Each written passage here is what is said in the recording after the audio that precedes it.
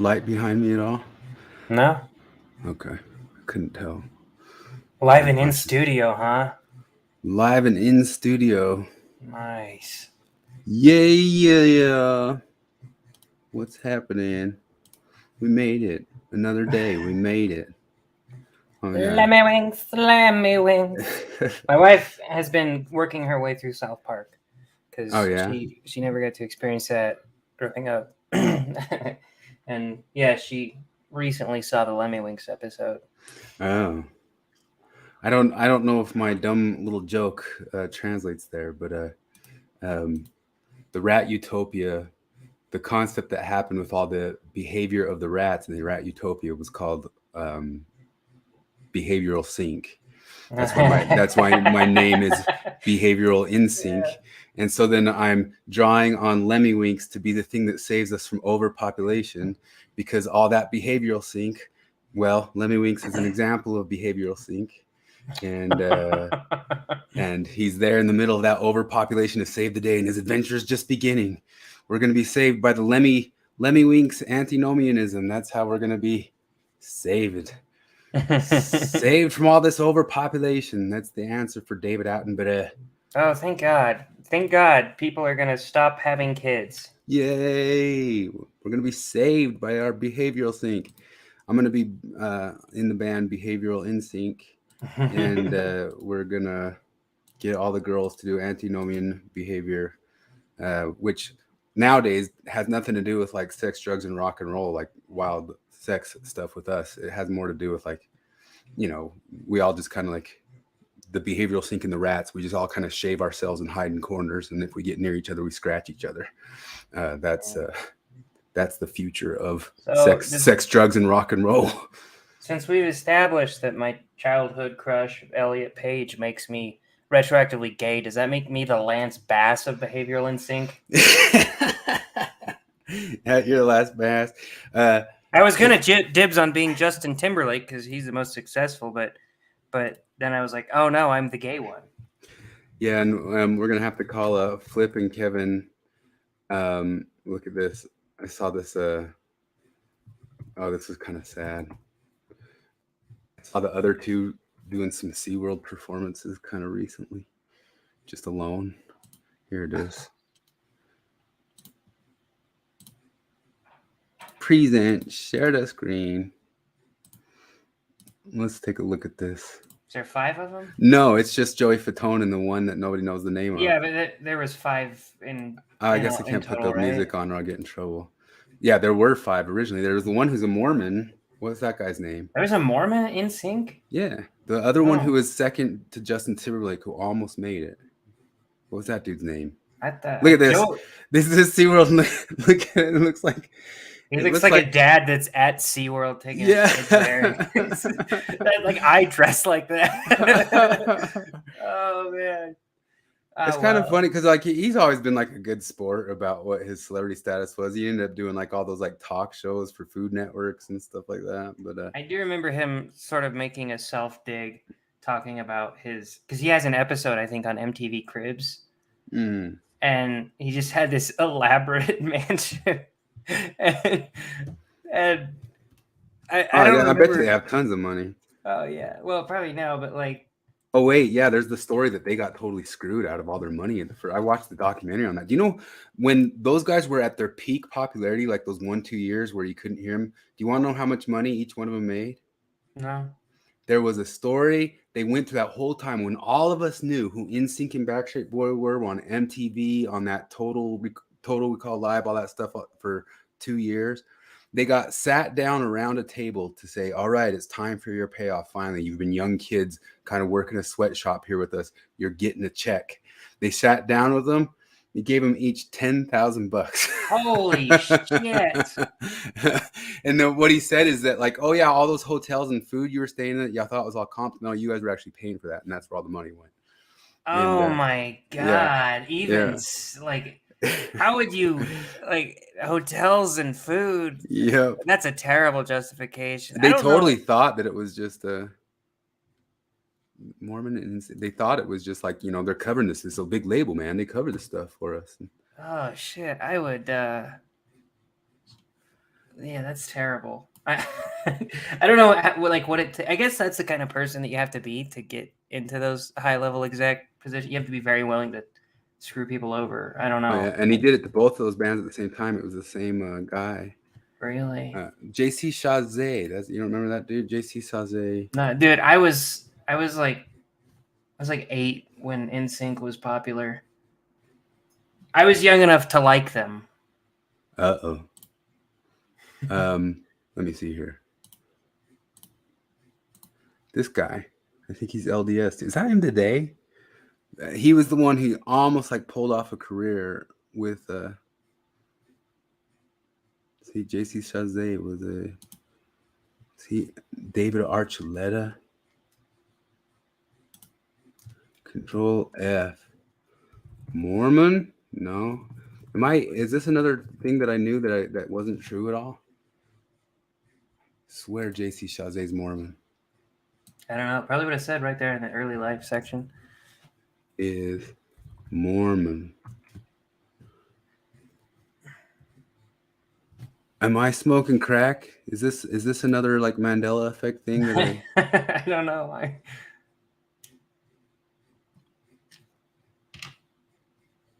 Maybe I'm smoking crack. I swear I'm not. Where's flipping Kevin? Yeah, that seems Raised like Mennonite. Maybe I just heard it wrong. Mm.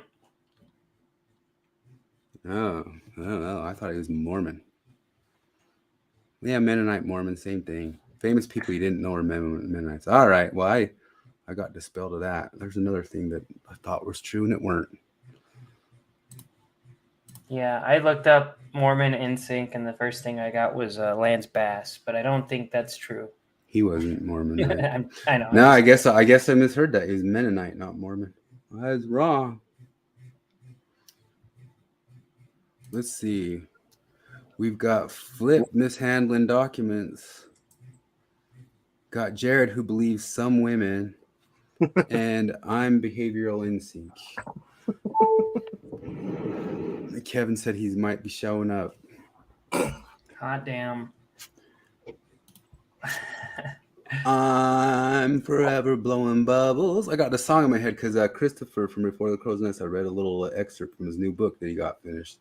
It was really good. It was about, instead of viewing the shelf thing, viewing the bubble burst thing, people should read it once it's out, whenever it's out. Now I was really confused there for a second because for just a second I thought like I was in an alternate universe because I'm Forever Blowing Bubbles is the unofficial theme song of West Ham soccer. Yeah. They walk around, the hooligans walk around singing, I'm forever blowing bubbles. Bubbles. Bubbles. There's a really bad movie with Elijah Wood about. Yeah, I saw that about the hooligans. Yeah, about the hooligans. Yeah. Like it's such a weird casting choice. Yeah.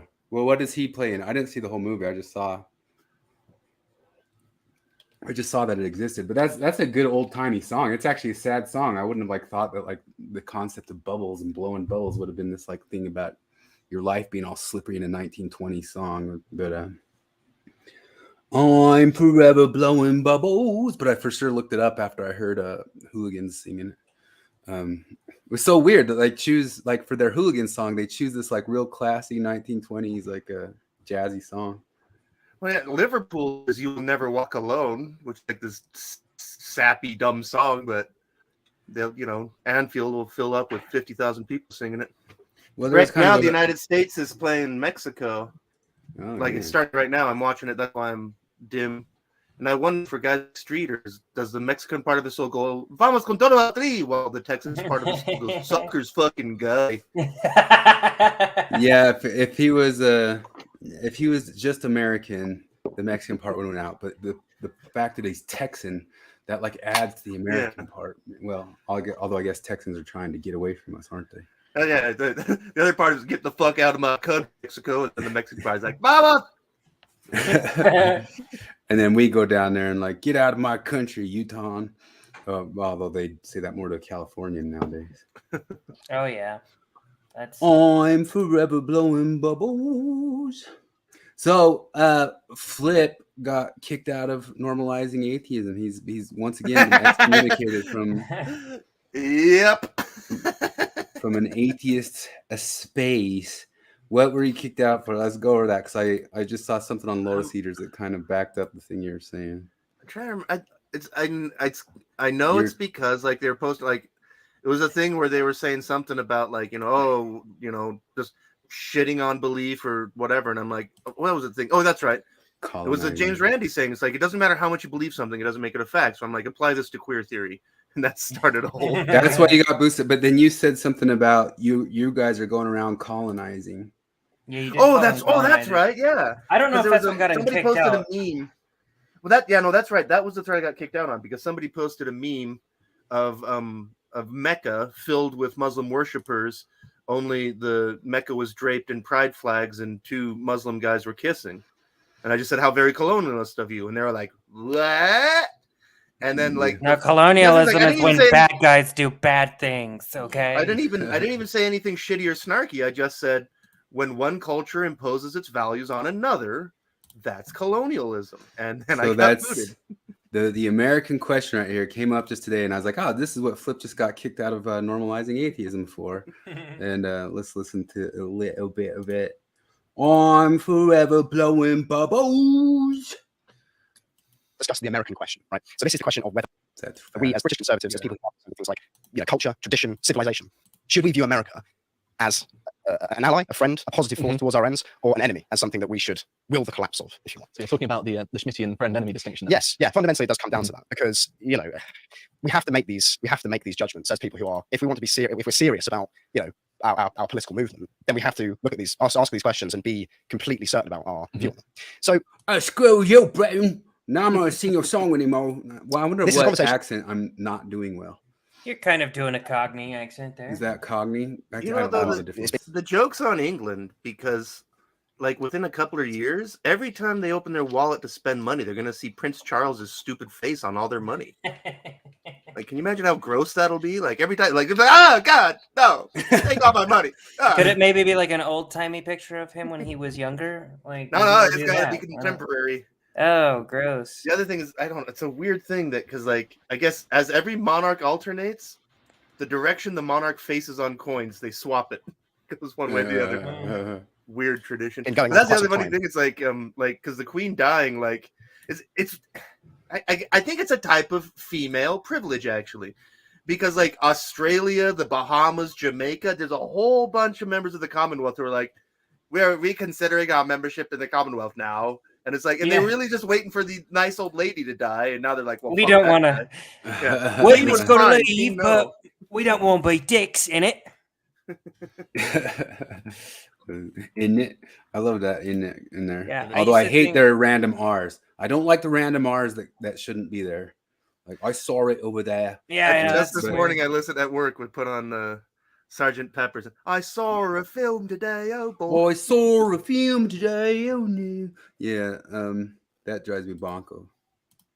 Among certainly the online sort of distant right kind of circles. And there's a lot of different perspectives on it. But I wanted to kind of talk about it because, again, I think it's important. Now, what prompted me to cover this segment was seeing this tweet from Biden, Mr. POTUS himself, saying, today the People's House, your house, sends a clear message to the country and to the world. America is a nation of pride. And this was the image of the pride flag flying front and center on the White House, flanked by two old American flags. And I said of this, America is a nation of pride, right? Pride being the capital sin in Christianity. Those words are going to be etched into America's headstone. John, if we could just move on to the next picture, because this shows what this looked like from the other side. I mean, that is, just deeply, I find that deeply disturbing. But of course, in America, they have a policy of having the American flag above any other. Yes. But of course, it's not on a flagpole, but it's symbolically occupying the same role being front and center. I was going to say, the symbolism of this, it brought to mind for me kind of Emperor Palpatine flanked by his two royal guards, right? The old America is standing, standing by the new America. So, I mean, what is that to say about this, right? This image is completely, it represents everything we stand against. So it's not, I don't think it's particularly controversial or surprising to say that the Biden regime specifically is obviously opposed to our interests and our efforts. Of course, yeah. Like that much is clear. It's also opposed to many interests in America itself. Yeah, absolutely. Yeah. And I feel very sorry for those that have to tolerate Biden. Not that, we're much better off here with these so-called conservatives. No, indeed. But you've touched on something there because, I mean, the global American empire thesis has it that the British government is essentially like a subsidiary of the American government. John says they also look back to front. Is that right? See, I must admit, I did think that the stars had to be top left, but I might be wrong about that. But anyway, the idea that the British government is this kind of subsidiary of the global American empire, a kind of enforcer in Europe type thing. So it's actually kind of no surprise that our government has the same kind of has the same effect and has the same problems as the American government. Well, we share a culture with the Americans in a certain sense. I mean, their constitution is like a treatise, a love letter to English liberalism. It is, yeah. And that's why it's so good. Yeah. Well, we're going to be talking about that actually, because as I say, it's not controversial to say that the current regime that we have in America is not opposed. It is not in line with our interests as conservatives, right? No, certainly not. But what I want to go a little bit deeper into this. I want to ask the question: well, beyond the mere Biden regime, America as an idea, America as a political project, is it something that we should consider to be our friend? Let's say, its supporters, is it our friend? And I'm going to make the case that it isn't, because I think that it's the kind of the inevitable logic of the kind of propositional, rationalistic, liberal project that America is. It has to tend towards this kind of what Carl and Stellis have talked about recently, this comprehensive liberalism, where it's just this universalizing, essentially imperial force that seeks to remake all traditions and places in its own image. That's kind of an Oakeshottian view, is it not? Yes, very much so. Yeah, he's a big influence on my thinking. But I do want to read very quickly. So going into this, I want to read a passage from a certain rat-like scholar, one Dr. Nima Parvini, who, if you could just go to the next link there. So he says that the British Empire, he contrasts it with the British Empire. So he says the British Empire was at its very best a civilizing force, and at its very worst a ruthlessly efficient exploitation engine. But at no point did it seek to fundamentally annihilate the cultures and traditions of the people it subjugated. The GAE does. The GAE is a uniquely evil force in history, totally unlike previous colonial empires. The GAE seeks the total transformation of a culture in its own image, and using mass psychological warfare on its subject populations and even on its own. It is a sick anti-civilization cancer, a kind of all-consuming, all-destroying vortex that will not stop until everyone in the world has lost their history. Now, what do you make of that? So first and foremost, saying it's not unlike any empire in history is just factually incorrect. Okay. In that there are lots of examples, like Julius Caesar in Gaul killed a third of all the population. If that's not for cultural transformation regions, it did become like a core province of the Roman Empire after that. Yeah. He basically eliminated the culture. For example, the city of Bath, the Roman baths there were built upon a sacred Celtic site. Is that right? And it was destroyed in the process. And so I think AA would probably make the case that that's a kind of with the American effect is I don't quite know how to put it. It seems a lot more deliberate and intentional when it comes to America, because it's the imposition of liberal values on places that, I mean, we saw this in Afghanistan as being one of the best examples, with pride flags and George Floyd murals, in Afghanistan. I mean, it's an imperial attitude, right? But I think that it is a lot more intentional when it comes to America, because that kind of, the building on the sacred sites, I don't think that, I may be wrong, but I would imagine that's more of an apathetic thing from the Romans, where it's just like, colonialism, man, is colonialism. I'm just like, why does it have to look so fucking silly? That picture is supposed to be ominous. The picture of the two American flags with the dumb progress flag in the middle. I wish it could just look ominous. If there's a thing that's going to destroy my country, I kind of wish it were like, it had a big red flag with like a skull on it or some shit like that. But it's a silly looking rainbow. Are we the baddies? Are we the baddies? Well, so I'll link it up to my thing, but I just saw that same April to Spain, that girl that was my ward, her mentioning that it looked like all this is like a takeover regime of all these things. And I saw all these people on Twitter. I guess I don't have to show it. You can just take my word for it all. What a crazy lady saying this is like a takeover regime. She's insane. She's crazy. What's this? Linking R and intrusive. That's the intrusive R. That's the thing we're talking about. Then it's got a name. name. It wedges itself into language the same way the U.S. is wedging itself into all the cultures of the world with its imperialism. Where the intrusive R. Yeah, I guess saw ends in an open vowel sound. So to finish, I mean, to come on with another vowel, it would be like I saw it is more difficult than I saw it. I saw it. Yeah, it blends more. Like it. Yeah, well, no, that's the thing. Like, because I've given up. I realize that I should give up. But like, for example, the fortified wine from the Portuguese island, Americans call it Madeira, and they can't stop themselves from saying Madeira, even though it's Madeira. But that's what the flick. But the thing is, like, if I say it in totally American, Madeira, the A followed by the is awkward. It's weird. It's not awkward with the tapped R, but it's extremely awkward with the American R. And so the Americans just smash it into Madeira, and because like it sounds like shit to me, but I also don't blame them because I don't expect them to say Madeira. It is weird, like trying to pronounce words. Like I went to that Brazilian restaurant recently, and first they asked me do you want any pineapple abacaxi? And I was like, what? Want any pineapple? But then they also it's like I feel like a pretentious douche if I pronounce things correctly. If I'm like, oh, you guys want some churrasco? Like, what the fuck? We're going to get the churrasco or whatever however you.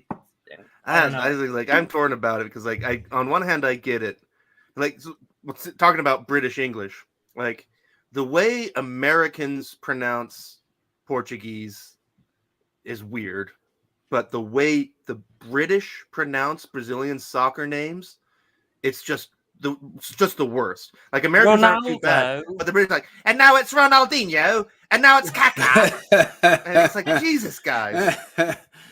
Who is this Lionel Messi? I love foreign languages and different accents. I used to, because like he's been on the channel one time, but he was a Southerner, Louisiana boy who came on my mission, and he'd speak Spanish in the first, like, hey, yo quiero decirles que yo estoy aquí para enseñarles el evangelio. You know, I'm like, man, that is so sweet. That's like when I was in Brazil, I met a Brazilian girl who went on a mission to Alabama, and the way she spoke English was just so gross.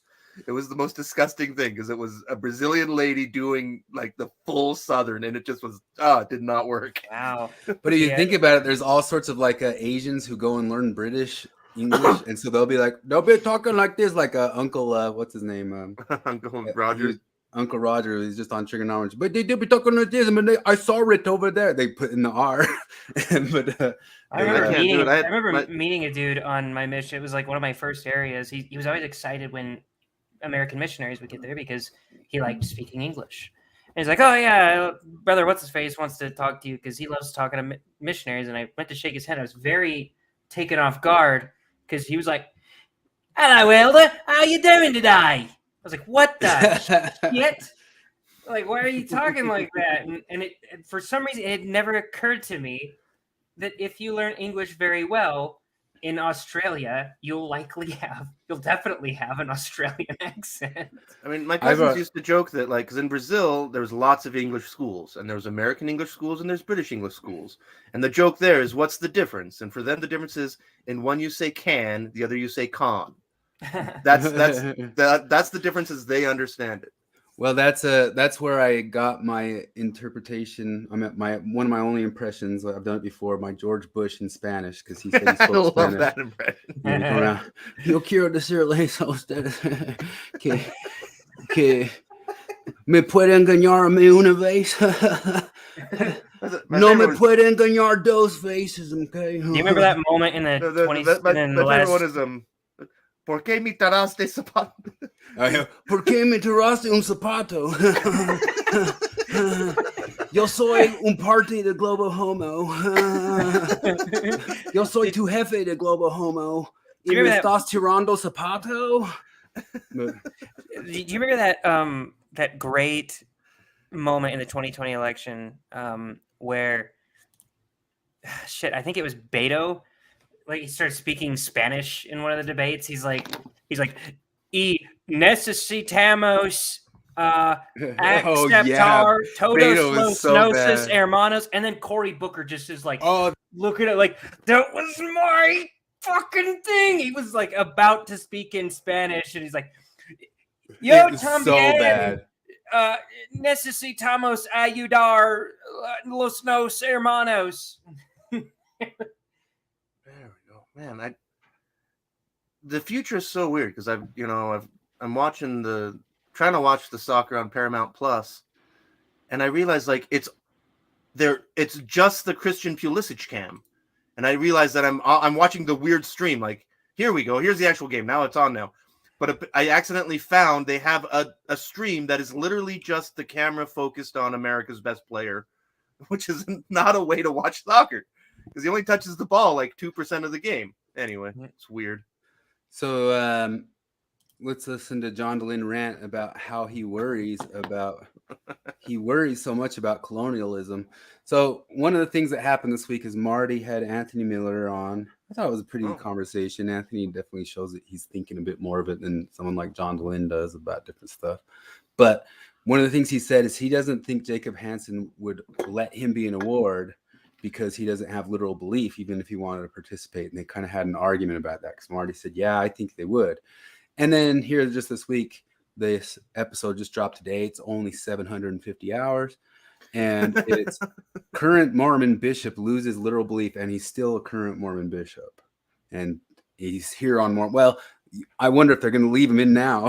He's gone on Mormon stories and all that stuff, but I bet you they would have let him stay in, like if they just kept it with his ward or whatever. But here he is on Mormon stories saying, "I am a current LDS bishop, and I don't have little belief." I mean, I doubt I'd excommunicate him, but I don't think I'd let him be a bishop anymore. Like, he doesn't have an excommunicatable skin tone. Well, and then of course he's here on Mormon stories. That's He's here on Mormon stories, just like saying all the typical blue church stuff, like, "Oh, they have money, they should have spent on this stuff. Oh, and they're not prophets. Oh, and there's all the Joseph Smith had problems, all the stuff." And it's like, why hasn't the church saved El Salvador? Those dicks. It's like, dude, maybe you should resign from being bishop, but at the same time, because like Anthony says, I don't think they'd let me have that belief and be in the ward. But at the same time, too, like if you buy into the Dan Maclellan stuff, I'm more than positive that you also wouldn't let people have their literal belief. Like you'd stop and say, "This isn't a true thing that happened at this place," and like you'd be very insistent on your belief that. Wait, was he saying that like Jacob would excommunicate him? Yeah. He says there wouldn't be a place, and Marty pushed back. Marty said, "I think that you're allowed to not have little belief at church." Yeah, I don't think they wouldn't kick you out or anything, but like I've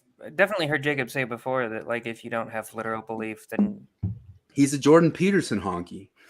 Jordan Peterson is not literal belief, I just realized how stupid that sounds. Why hasn't the church saved El Salvador? Saved the Savior. I should have picked another Central American country. Sounds stupid. Into like a totally different culture, language, and country, and because like he said, like most of my friends are barely getting married, but Mormon youth in Mexico are encouraged to get married as soon as they come back from their missions. Right? Yeah.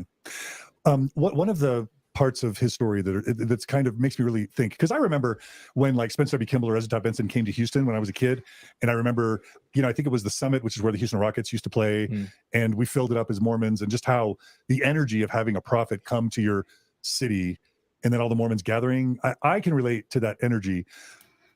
Morgan says this is one of his favorite prophets, and then Edge Barb says he's a global homo prophet. I think that's part of the truth. What's on here is like you guys are all prophets of the New Blue Church, and it's all about global homo. So from that lens, as someone who experienced something very similar, where he was crying, he talks about crying and feeling the spirit when the prophet comes. I get it. I lived it. I experienced it. It makes total sense to me as someone raised Mormon. Now that I look back with kind of this colonialization lens, that it's a super wealthy, powerful, corporate American white church that's coming to another country where people's skin color are different, their culture is different. Where you will march in and tell them how to take a certain colored flag, and that they're going to take it and love it and like it, and it's going to be that way, or we're going to drop some bombs. Some people were pushing around this week that they actually had in the parade, they had Lockheed Martin march around. All these things. You guys did the meme. You guys literally did the meme. I love I like the look on their faces when you point out to them, because that they don't know, but then if they think about it for just a second, they realize it's obvious. Where it's like, you guys know that Mexico is deeply Catholic and extremely conservative when it comes to things like family values and homosexuality and stuff. Never mind super racist. But because in their heads, like, brown people are progressive, because they are the oppressed. If you want to talk about colonization, let's talk about the attempted bastardization of an entire language by trying to gender neutralize it. Like it's a bunch of white liberals trying to be like, "Hey, use the word Latinx because it's gender neutral," and then a bunch of Mexicans saying "fuck you." Yeah, overweight, blue-haired, man's haircut women. Saying, "Hey, Mexicans, your language is bad. Your language is oppressing me." It should be like me. Adopt my values or be a colonial. It feels like the goth kids in South Park. They're constantly like, "You gotta dress like us or you're a fucking conformist." Here's the meme in real life, which is kind of one of the ultimate things that we important to people. Lockheed Martin, enriched by Washington's love affair with bombing far-off lands, sponsors a pride march in D.C. The woke military-industrial complex strikes again.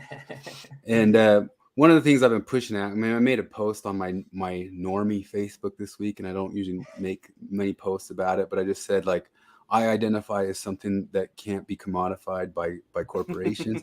And it's just kind of needling and just to say like, hey, you guys know you're taking over, like you're annexed into capitalism 100%. You are with the thing that was George Bush 1,000,000%, because all they did is paint themselves in a rainbow a little bit.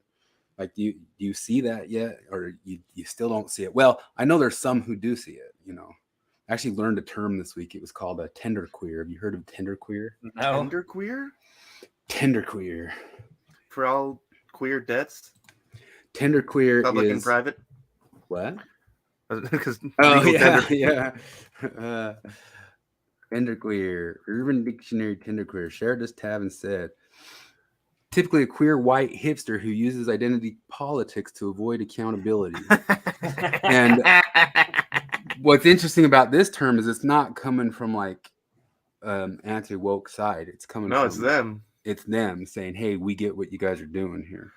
It's the queer equivalent of white savior. Like, how dare you? Like, there's an awakening going on that left-hand side of saying, hey, we totally got drunk off of them just scrubbing our balls a little bit and saying, hey, we like you, and just let them do all the things we supposedly hated with pharmacy and with bombs and with wars and with corporations. We just let them get a pass because they put on a little tutu and danced for a second. What the hell? Like, there's a little bit of that going on, but I noticed that. I noticed that from the left side recently. There was a Facebook group, that just debates gender shit, and surprisingly they'll allow quite a bit. And somebody was asking about non-binary and like what you think it is, and I was like, well, it's mostly just like white dudes desperately trying to get away from the oppressor class, right? They're trying to, they don't want to be the white guy anymore. They don't want to be the straight guy anymore. So they have to, it's a label that they can apply to themselves with like no effort on their part, really. They might paint their nails or some shit like that. Really, reasonably speaking, they could just look like me and say, actually, I'm non-binary, and it means something. It works best if you give some type of a visual signal that you're non-binary or whatever. But anyway, this lady is like, yeah, a lot of people definitely do that, but the fact that they do that doesn't invalidate other people, like people of color's non-binary experiences or whatever. And I was like, oh, no, it doesn't. The thing that invalidates people of color's non-binary experience is that non-binary is bullshit. It's not a real thing. She's like, well, what about all these cultures that believed in it? I was like, well, they were wrong. Well, and also who was it? I think it was Brett and Heather Weinstein were talking about this thing where, like, there's this thing, in the same way that they claim that there's decades of research supporting gender affirming care for kids. Like, no, there's not. There's this new thing where they're trying to say, like, actually, all ancient cultures had transgenders. And it's like, no, they didn't. We've been here literally making this forever. And also the other thing was that when that non-binary kid shot up that gay club in Colorado, and they all came out and said he's not really non-binary, he's not really queer. That was great, because then you're like, wait a minute, are you trying to tell me that a bad faith actor could come and use that to it's like, because if that's true, if it's true that because that guy did something horrific, he's not really non-binary, then what that means is that anybody could claim to be non-binary for any reason. That's what you're saying, which is also to say it's not real. I think this is correct. It's obvious global homo takes control and will be dominated by the furthest right-wing regime since Stalin. I mean, it's true that it all kind of like dialectics up into the same sort of like fascism, communism, communal fascism, and what China is, the nightmare of both worlds, And part of what I'm always afraid of is the stuff I didn't like about religion is the part that gets annexed in, and the stuff that I didn't like about corporations and government gets annexed, and that becomes one great big mega monster of all the worst of both sides of it, and they cut out all the best sides of both sides of it because they use the control parts of it, and it's gonna stink unless we fight it off, and I don't really know how to fight it off except for I don't know. Should we listen to more about lamenting our colonialism from the people who for sure would colonialize everywhere? Like they would march in and tell everybody how they should believe and think about everything. Yeah, it's been a while since I've had my privilege checked, so we ought to. We need it, man. different. Their predominant religions are different. And there's a different socioeconomic status. There's a power differential when an American white, super wealthy church prophet comes to a more developing country. What that's going to feel like to someone from a Latin American country. Do you have any comments about that? Because part of me gets it, and then part of me is a little bit. Is this one of those things where the church loses either way? Because it definitely what one of the because if the church leaders never, if he only sent other Mexican people like to go talk to the Mexican congregations, the conversation we'd be having right now is like, oh, they're too good to come visit the brown people. Yeah. Oh, yeah. So they set this up on purpose. Savvy D mentions as a cis-hetero male, I've considered joining the Pride Parade to celebrate my lesbianism. Here's another Urban Dictionary term for everybody. This is called transmaxing. What's transmaxing? Transmaxing is when a man changes his gender to woman in order to enjoy and share in female privileges, such as earlier retirement, cheaper car insurance, special seats in public transport, or receiving more empathy and social support. Wow. Transmaxing. And that's another one that comes from inside the movement, too, I'm sure. This one I learned from Karen Strawn, who I hadn't seen in a long time. She popped up. Oh, is she back? She popped up on iHypocrite's channel. Maybe I'll pull it up in a bit. She's been gone so long, she must have a woman's haircut by now, right? Nope. Oh. Let's see here. Look at that face. Oh, man. That should have been my thumb tab. Oh, am I privileged? That is a great one. I'm a bit privileged. Oh, my goodness. No, let me get this. Let me get a snapshot here of this. Oh, definitely. Taken.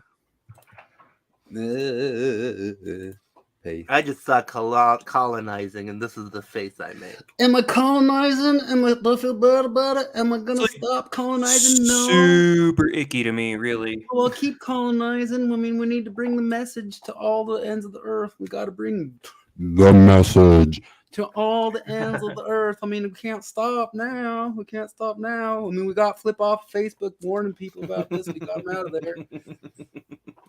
Does that make sense? Yeah, and that's kind of something I had in mind too when he was talking about that. Just thinking about the colonialism aspect of it. There's also part of like some kind of mystery when the language is different, you know, and this person is supposed to be talking to God directly in a different language than yours, and he needs a translator. One of the things they brought up is like, what did it feel like to know that you guys were the Lamanites and your skin got turned dark because you were bad, and then if you were really good, you could start getting whiter. Well, if you knew Mexican world, like they all want to be whiter and they try to get whiter, so they'd all be like, "Whoa, yeah! Like sign me up for the Mormonism, man! I'll get some whiterness of it." There's this look. So I feel like a hallmark of all of these movements is that the people that they claim to try to protect, they think are just pathetic, weak, and retarded.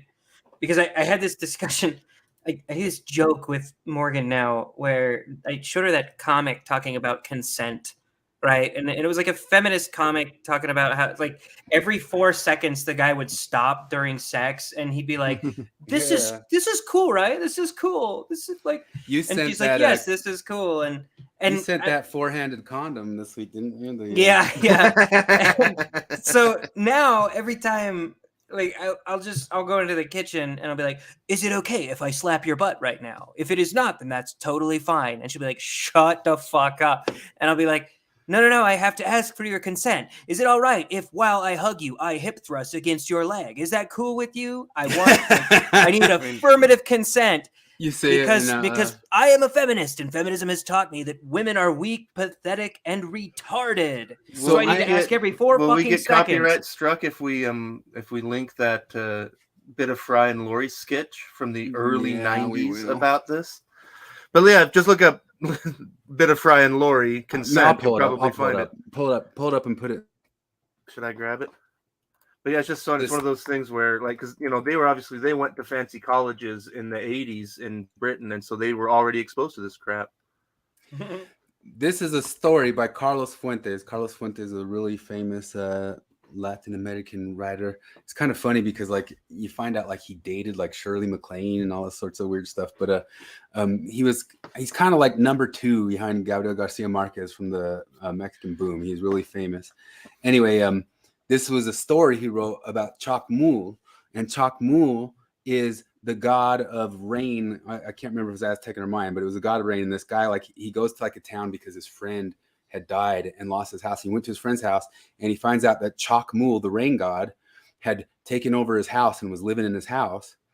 But Chakmul kind of liked all the modern stuff and started like eating all, like, you know, like I imagine nowadays, like the gummy bears and the potato chips and all that stuff. But then after a bit, Chakmul started saying like, hey, I kind of want to be whiter. And he started putting makeup on and making himself look whiter and like put on these like almost kind of like in a trans way, trying to change his body to look like the cool thing. You know, like he just started putting all this stuff all over, like, I want to look like the new modern thing. And I actually had this idea years ago of writing some sort of novel that if aliens came down to this earth and they were actually like a level above us, right?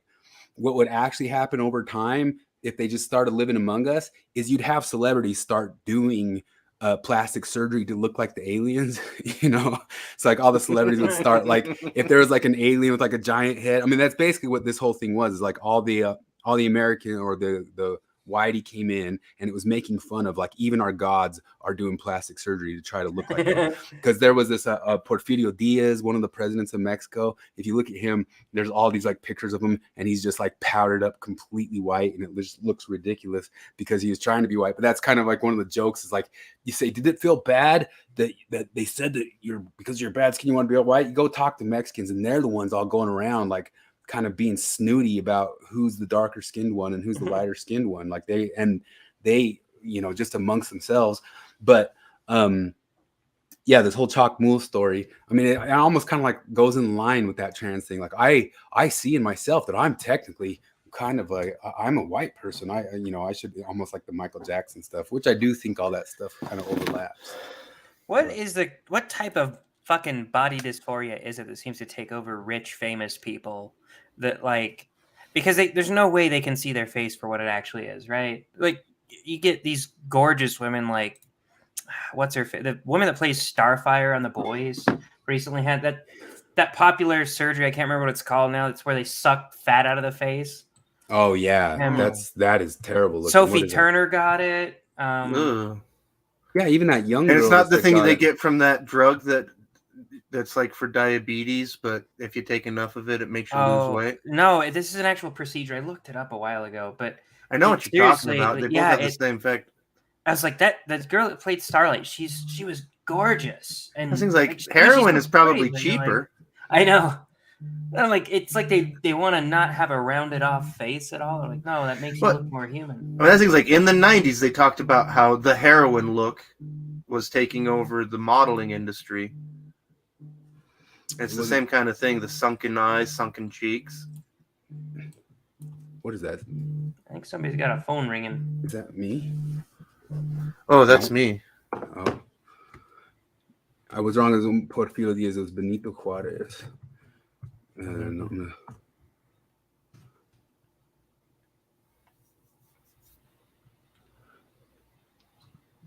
It's a little hard to see in these, but he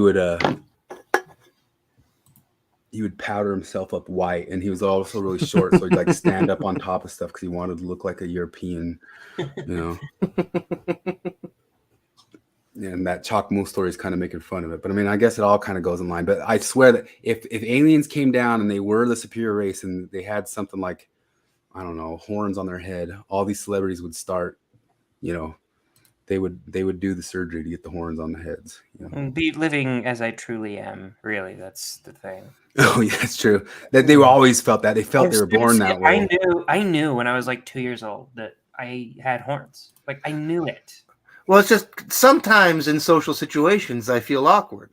So I must be wrong. I must have the wrong body. That's what that means. So are you ready to see the some of the new ethic that's part of our new, I mean, it's our main flag, right? That's the flag of our country. Right? What's going on here? Did you guys see this? Did you watch it? Yeah. Approved for children. Oh, Christ, yeah. Children's app, marked for kids, not censored anywhere. It was allowed to take place at the White House. They gave them special permission for this. This took place in public at our Capitol. Don't you dare try to say that this isn't family friendly, because there's nothing I want my kid to watch more than this. Yeah, and he's here watching. Yeah. He's looking away, but I can take him out of his little sack and Make him watch this. Yeah. And just so you guys know, I'm also building a bigger space here. So give me some time because I'm building a new studio right now. But check this out. Welcome to the White House. Thank you. Can we take a little video? Hi, Mr. President. It is an honor. France, right? Okay. That was exactly like when you're at an old person's home where you have to hold their hand like, hi, how are you? Yes. And can we just say this? So let's start with this, because before we even break down this video, we have to begin by okay. We are not pointing out, and this is what people do, right? They'll say, oh, this person is associated with that person. They'll find some picture from someone from 10 years ago, shaking someone's hand at a dinner and try to associate them. That's not, that would be kind of crazy because you might not know who you're meeting. Yeah. These people know who they're meeting. Okay. They say, hello, Mr. President, and says, thank you for protecting the transgender community. Clearly has it's a male arranged. voice. It's obviously He's arranged for smiling, that sort of scene. body doubles, I think. You can see the tape on the side of the head. But this is a very clear and present meeting. Now, what do you think happens next? They kiss. That's no. If it was Obama, they would be kissing. Oh, sorry. Did you If see she were a Tucker woman, Carlson, they would be referencing kissing. thinks Obama's gay, which is and When? Michelle's a man Recently? on his last monologue. Yeah. Oh my gosh, really? Yeah, he did. He hinted at it. But Who said that? let's watch this. This is so Oh. insane. Watch what happens. So they're here. We have the transgender community. It's a transgender. It's a transgender. And look what happens next. Rights of human rights. Are we doing this at the White House? What? It's okay. They're just man What? tits. Nobody say autogynephilia. The thing is, like, they have all these like shared things on TikToks. They have all these like, there's a bunch of them that just came out. Like Nuance Bro, if you go on his channel, he was like pointing out that a bunch of these TikTok influencers are getting paid to go actually do all this stuff. And he's gone into a lot of detail about it and gone into different organizations and subgroups that they get to pay them so that they can say it's not paid directly by the DNC. It's paid by these NGOs that are paid directly by the DNC. But you could also tell, actually, we have definitive proof now that Joe Biden is transphobic. He clearly, if he thought that that woman was a real woman, he would have been like, he would have been sniffing her. He'd have been putting his, like, tugging her from behind and shit like that. Stuff he does with women, you know? Or girls. Why do you care about what other people do in the privacy of their own bedroom? So perfect. So that's where that all came from. But what actually happened from that, and Tim Pool thought it was all amazing. Speaking of which, did you hear like Lauren Southern's getting divorced and is maybe dating Tim Pool? That blew my mind. I don't want to even, like, I hate the stupid behind the scenes drama in that shit. Like, I got into the Crowder stuff because, like, he was an exceptional jackass in that. And I don't know. I mean, Lauren Southern has that issue because, like, you know, it's awkward when a woman dates a man that's shorter than her. And I think it's also awkward when you date a man that has a higher voice than you. Like, Lauren Southern has a deeper voice than Tim Pool. That's kind of weird. Yeah. Let's see, where were we? I think legally Lauren Southern is a man, though. Oh, that's right. true. I That's forgot right. about that. Yeah. All right. Oh, and that makes Tim Pool a fag. Gay, we knew it. We already established earlier that Jared's the gay one on. Jared's the Lance Bass of our NSYNC. Yeah, I am group gay. We here. talked about the behavioral NSYNC, and I wanted to dibs Justin Timberlake because of his success, but I realized I'm gay, so I'm Lance Bass. All right, let's see if we get in trouble for Hugh and Laurie. Where to go? Yeah, this is like 1991 or something.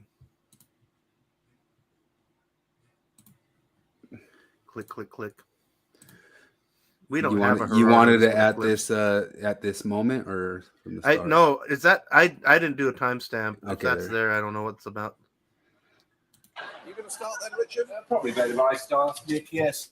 That way we can thresh out the position in broad terms and then we'll know where we stand. That'll be the best way. I think so, Nick, I really do. Go you on then. Well, the position is that my client wishes in broad terms. Broad terms? I don't know. We need to stop. I don't know. This is British. I don't know if they'll. Well, maybe Do they will. care? Is it BBC?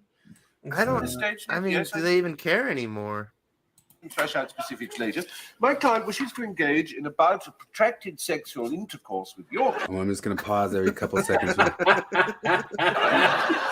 Can I just chip in here, Richard? Chip away. Probably going to save a bit of time if I tell you that my client is keen to proceed along the lines of the standard pre-coital agreement with just one or two riders and amendations. Well, in that case, Gotta pause. Oh, I don't know if we have to pause. Stephen Fry in the house. Yeah. Yeah, you didn't know they had a whole show? No, I knew Stephen Fry had been on a bunch of stuff. I didn't know. I didn't know anything about Hugh Laurie.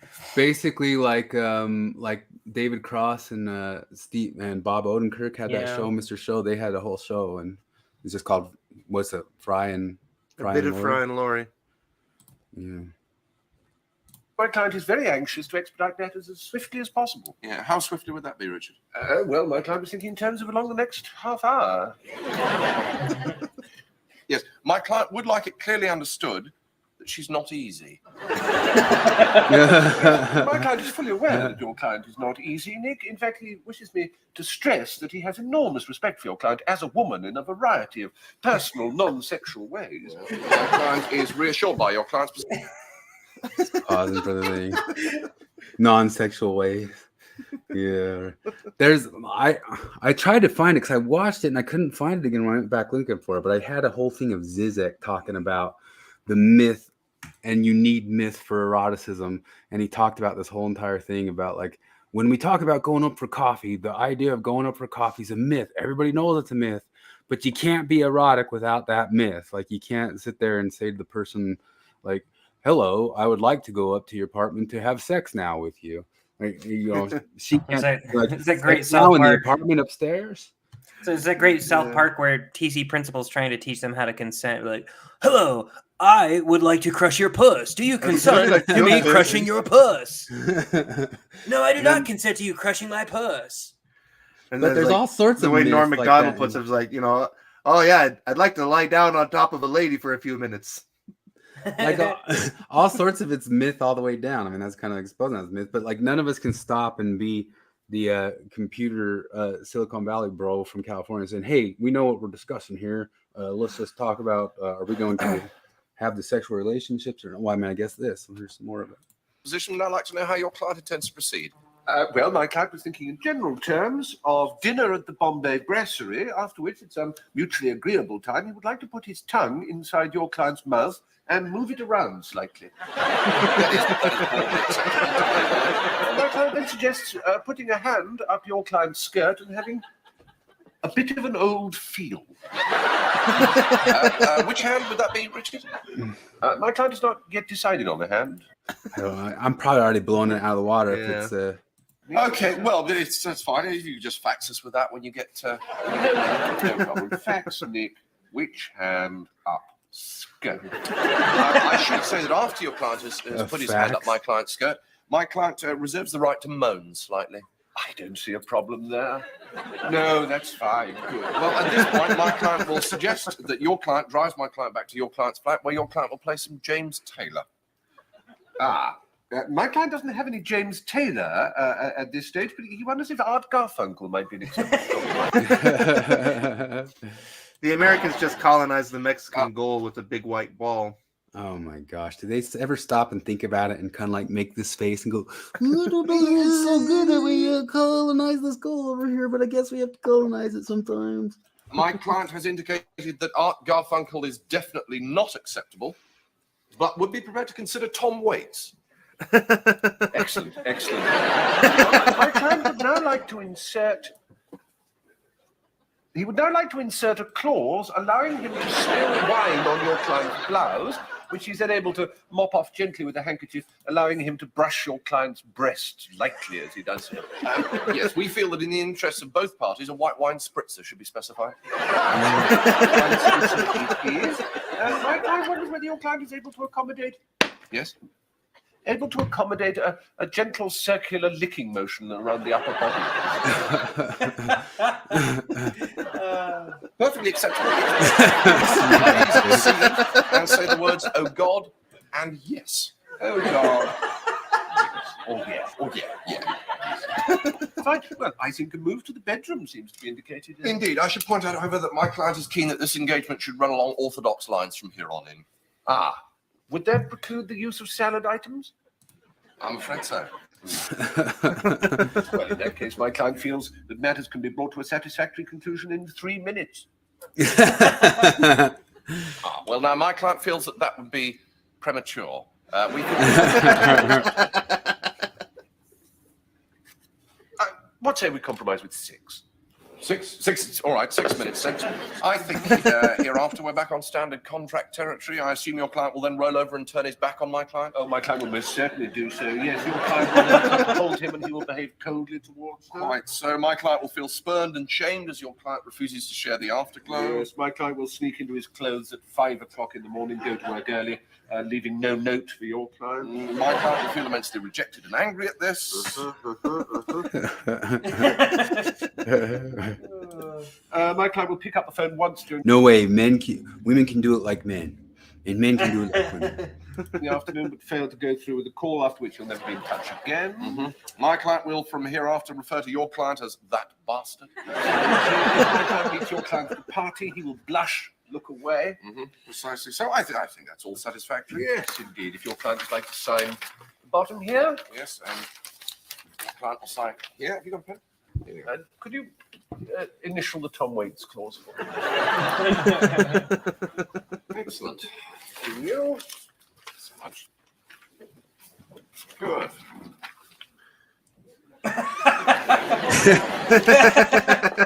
Nice people. Very nice people. Nice people, yes. Fancy a steamy sex romp? Yes,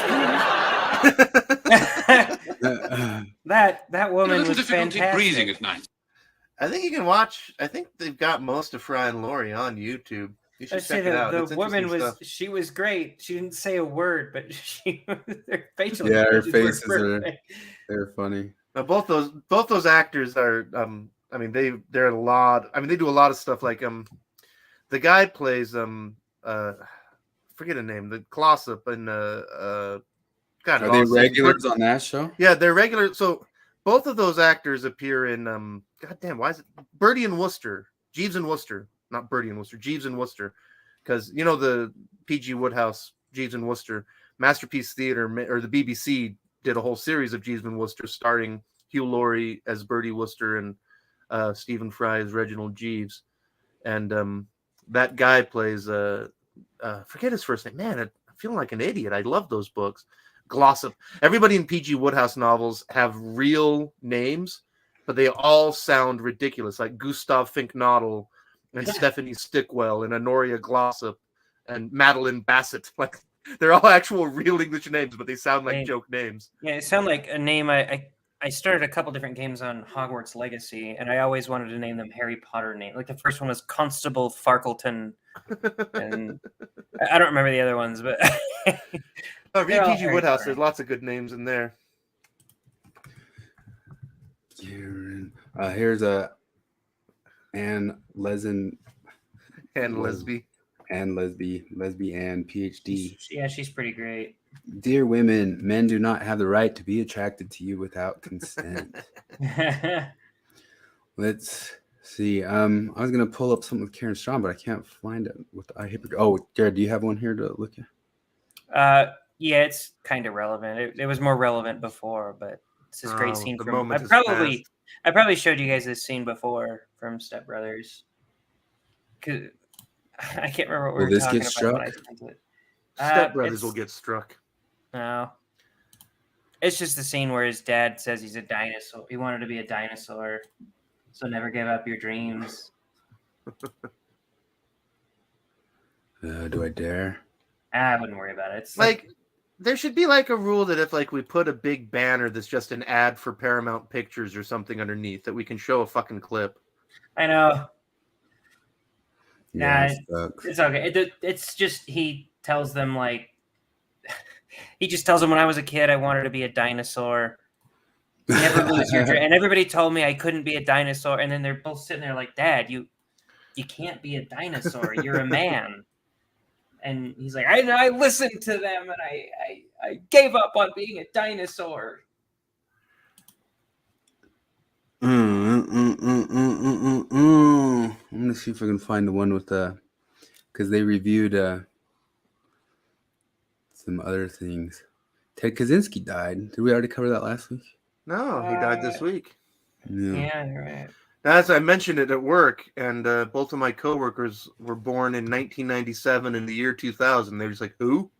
and that's because I realized, like, the one that was born in 1997 is like, oh yeah, there was a Family Guy joke about him. Like, I guess that's your world. Well, let's look at some other degeneracy in the meantime while I pull the other one up. Did you guys catch the great big show of degeneracy from Which one? From all the icons? That was a really good. I like the super. That's a pretty great compilation that he put. I together. especially like the part because, like, that day that this came out, I had a little back and forth with Dennis Lang about, because like he keeps thinking that liberals and progressive are one thing, and I'm like, no, they're not. And in this, you hear Kara flat out say, like, no, liberalism isn't revolutionary enough. That's why I'm a leftist. So I gotta confess, I did a little bit of the back work of this for him, not all of it. He pulled some of it, but I pulled some of these clips for him to show, especially the ones about when it gets to determinism and some of the drug stuff. But you guys had to. I think he did some videos on before, but you suggested the one about Exmo Lex grooming herself. Holy hell, that was one of my favorites. I was reminded about that by watching this, and it just made me just fucking laugh because I've talked to her before, and I like her. She's nice. It's just like I don't know how you could say that the things that she said and not feel kind of stupid, you know, saying that. Yeah, it turns out that like I got TikTok and I kept saying if you like denim or whatever, then you're bisexual, and I was like, all right, I like denim. Am I bisexual? Well, there's some stuff about this that it's like, yeah, that's what we like now that we're out. What? And then there's some stuff that, like, obvious if you were in it in Mormon, you're like, oh, that's bad. I don't like that. That's bad. But like, there are things that are just, yeah. So if you have that worldview now, 100% a little bit, and then there's stuff that I think maybe both sides could be like, ugh, that's a little. I remember when I was in high school. I went to alternative high school. And like, you know, this was the thing, like, you know, before I knew the academic roots of all this crap, you know, I had a teacher that set up a special program that, you know, they like kids had to be invited to it. And like once a week for the whole year, we had a class that instead of regular class, a Navajo lady came and taught us all about Navajo stuff. And one day, the class project is we made Navajo fry bread. And like, you know, they didn't have enough material. So like, they just needed volunteers, you know, like 1/5 of us could do it. And like, I love food. I love to cook. I like to learn things about cooking. So I was like, yeah, I'll do it. And as I was walking up to the front of the class, the teacher said, you know, thank you for challenging gender roles, Felipe. And I'm just like, gender roles? I'm a fatty. I like food. I want to make bread. Like, wait, what the fuck are you talking about? When was this? In Salt Lake City. When? 1996, 1997. Oh my god, that's No, and like, because I remember her saying that and being like, "What the hell are you talking about? Like gender roles?" It's like, so if you want to, I love the idea that like gender roles, take them if you want, leave them if you want. That's what I always do. Like, if in your partnership you want to be a stay-at-home dad and she wants to be the breadwinner, yeah, that's fine. Do that, whatever. I hate the idea of fuck gender roles because that's the exact. You're just enforcing gender roles on the other side. So congratulating somebody for you're not like saying fuck gender role. You're saying do the opposite of that thing, and that you're placing a value on it at that point. You're like, no, don't get. If you get mad at me for doing guy things and you get mad at her for doing girl things, then I'm going to start to suspect that maybe, like, why do you think the Christians think this is all from Satan? Because it fucking feels that way, even to me. Yeah. I think the video of Karen Strawn with I Hypocrites has been pulling down. I can't find it. I'm surprised. Like, I thought about her the other day, and I haven't seen her in years. Yeah, the whole video, but they had a couple clips. I can pull the clips that they were looking at separate. There's a clip of a transgender man, a woman that turned to a man who's now very depressed because being a man is lonely, and men don't get treated well, and men don't have relationships. And we get a few of those Reddit posts every year where it's just like, okay, I was wrong about the whole male privilege thing. You guys are treated like shit. There's a thing from like 2020, some TV news journalism program from like more than 10 years ago of this lesbian lady who lived as a man for like 2 years and then talked about it. And like Heather Hang and Brett Weinstein covered that in pretty huge detail. I can't remember right off the top of my head the name of it, but I'm sure I could find the clip on their clip channel about it. But yeah, she came out saying that like, there's no privilege here. Nobody's. It's almost kind of like doing that. Remember that old SNL skit when Eddie Murphy went around as a white guy, and like everybody went and was like, "Hey there," and like everybody's like giving backhand fives and all these extra stuff to you, and like, "Oh, I'm treating you well because you're white, man," and it's all obviously a joke because that's not how the world actually is. Let's see here. So before we get into today's video, I want to give a shout out to my boys on YouTube, which is Latter-day Saint Culture. When Mike, along with his friend who's this is weird. When like I think he missed the opportunity here because I didn't talk about Mike Norton, but I would have put in the stuff about Mike Norton turning on John Delaney. He doesn't have any of the stuff of when he turned on him and got all mad at him for. Mike, along with his friend whose code name was Hiram, started a podcast called The Church Is Not True, and that was a podcast that I listened to before I started Mormon Stories podcast, and that was part of an inspiration for me to start Mormon Stories podcast. As far as I know, Mike was the first, if not one of the first people to record the LDS Church's temple ceremonies and put them on the internet. Somebody who works in the adult film industry was made aware of this brouhaha on Reddit. This person contacted me and essentially said, I think there's some real potential here to make some serious money. And if you're serious about this, if you can make this happen, if you can provide access to Mormon temples for a small film crew, we're talking 2 or 3 people, maybe 4, then this producer was of the opinion that that video would be, I believe his exact words were, the most controversial adult film since. So I heard about this when it happened, but like I wasn't terribly involved in like all the vlogging or Facebook stuff. This was pushed back on pretty hard by ex-Mormons, wasn't it? Oh, definitely. So I gotta say, very poor taste, but that title always makes me laugh. The "We Will Go Down." We will go down. I can't hear that without laughing. I never even got that. Yeah. Anyway, no. Yeah, I remember.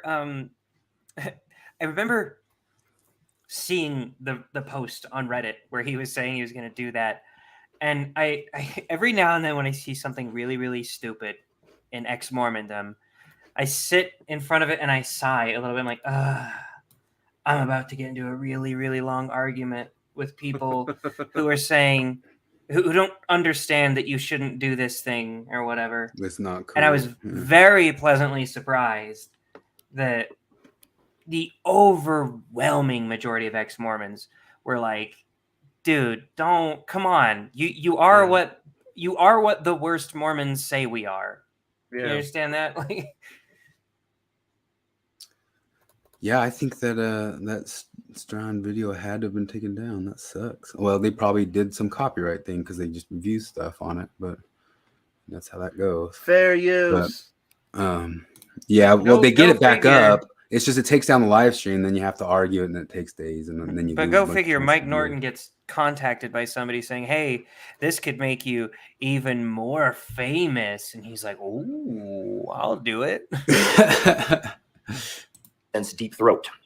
I would see things like, I won't give names, but a prominent ex-member trying to sneak a porn star into a temple to film a lesbian sex scene, and I'm like, you say that like there's something wrong with it. Like that's not how that's you don't do that. So I think I saw some people pushing back, and it's probably true, but I think RFM was joking there. Oh yeah, I don't think he really meant that. I think that was tongue in cheek. Yeah, the laws and disrespecting people's sacred beliefs and whatever. You're basically saying civil disobedience, unjust laws, unjust rules, that in those cases, the whatever harm may be affected, the good that comes out of it makes the disobedience or the disrespect worth it. That's basically your argument. Is that fair to summarize that way? Wouldn't it be funny if Jacob Hansen wouldn't it be funny if Jacob Hansen copyright seen them sit there together because he went so hard after John Delaney. They went so hard after him just to them making any sort of sexual jokes around the whole harassment issue that didn't even come up in here. What was the rosebud situation? So a person doesn't choose to be sexually attracted to children. Can they choose whether or not to actually have sex with children? Yes and no. She said child predators aren't choosing to do that. They are predisposed genetically to doing such. Now we can go like, man, I wish there was a God and I wish that things were choices and I wish there was agency. But if there is an agency, there just is an agency and we have to deal with that. You wouldn't fault a tree for growing incorrectly. I don't really fault anyone for being the product of their genetics and their conditioning. So I've never heard. What's this, Troy? Are you saying 1531? I'm going to pull up Troy's while we're listening to this.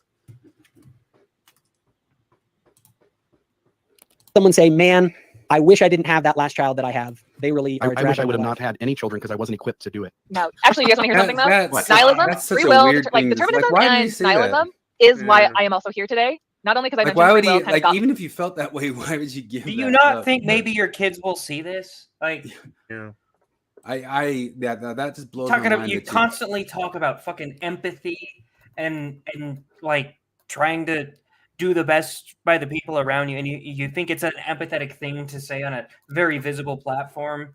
I wish I never had kids. Yeah, that's weird. Get fucked, man. Let's you don't see, deserve kids. I bet your I'm kids gonna- wish they never had you. I'm gonna pull up the mark that Troy's mentioned here. Let's see what it is. If you're going to levy irresponsible, fraudulent accusations and falsely accuse people for being predators when they're not. Yeah, a hard pill to swallow, but it's true. Oh, Dylan saying like accusing, getting mad at other people for. Okay, well we covered maybe a lot more Oh yeah. I watched so much of this one. later, but let's just go ahead and But cover he had just a few he more. had so many different podcasts where he let people come on and like talk about like their father or some other people like there's been several podcasts that are just completely dedicated to one-sided accusations about somebody that we just put it up there like more things really quickly.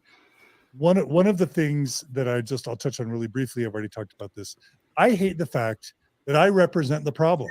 Like, one of the biggest problems is patriarchy, right? Is white, straight, Totally. privileged, cisgender colonizer. males You're a colonizer.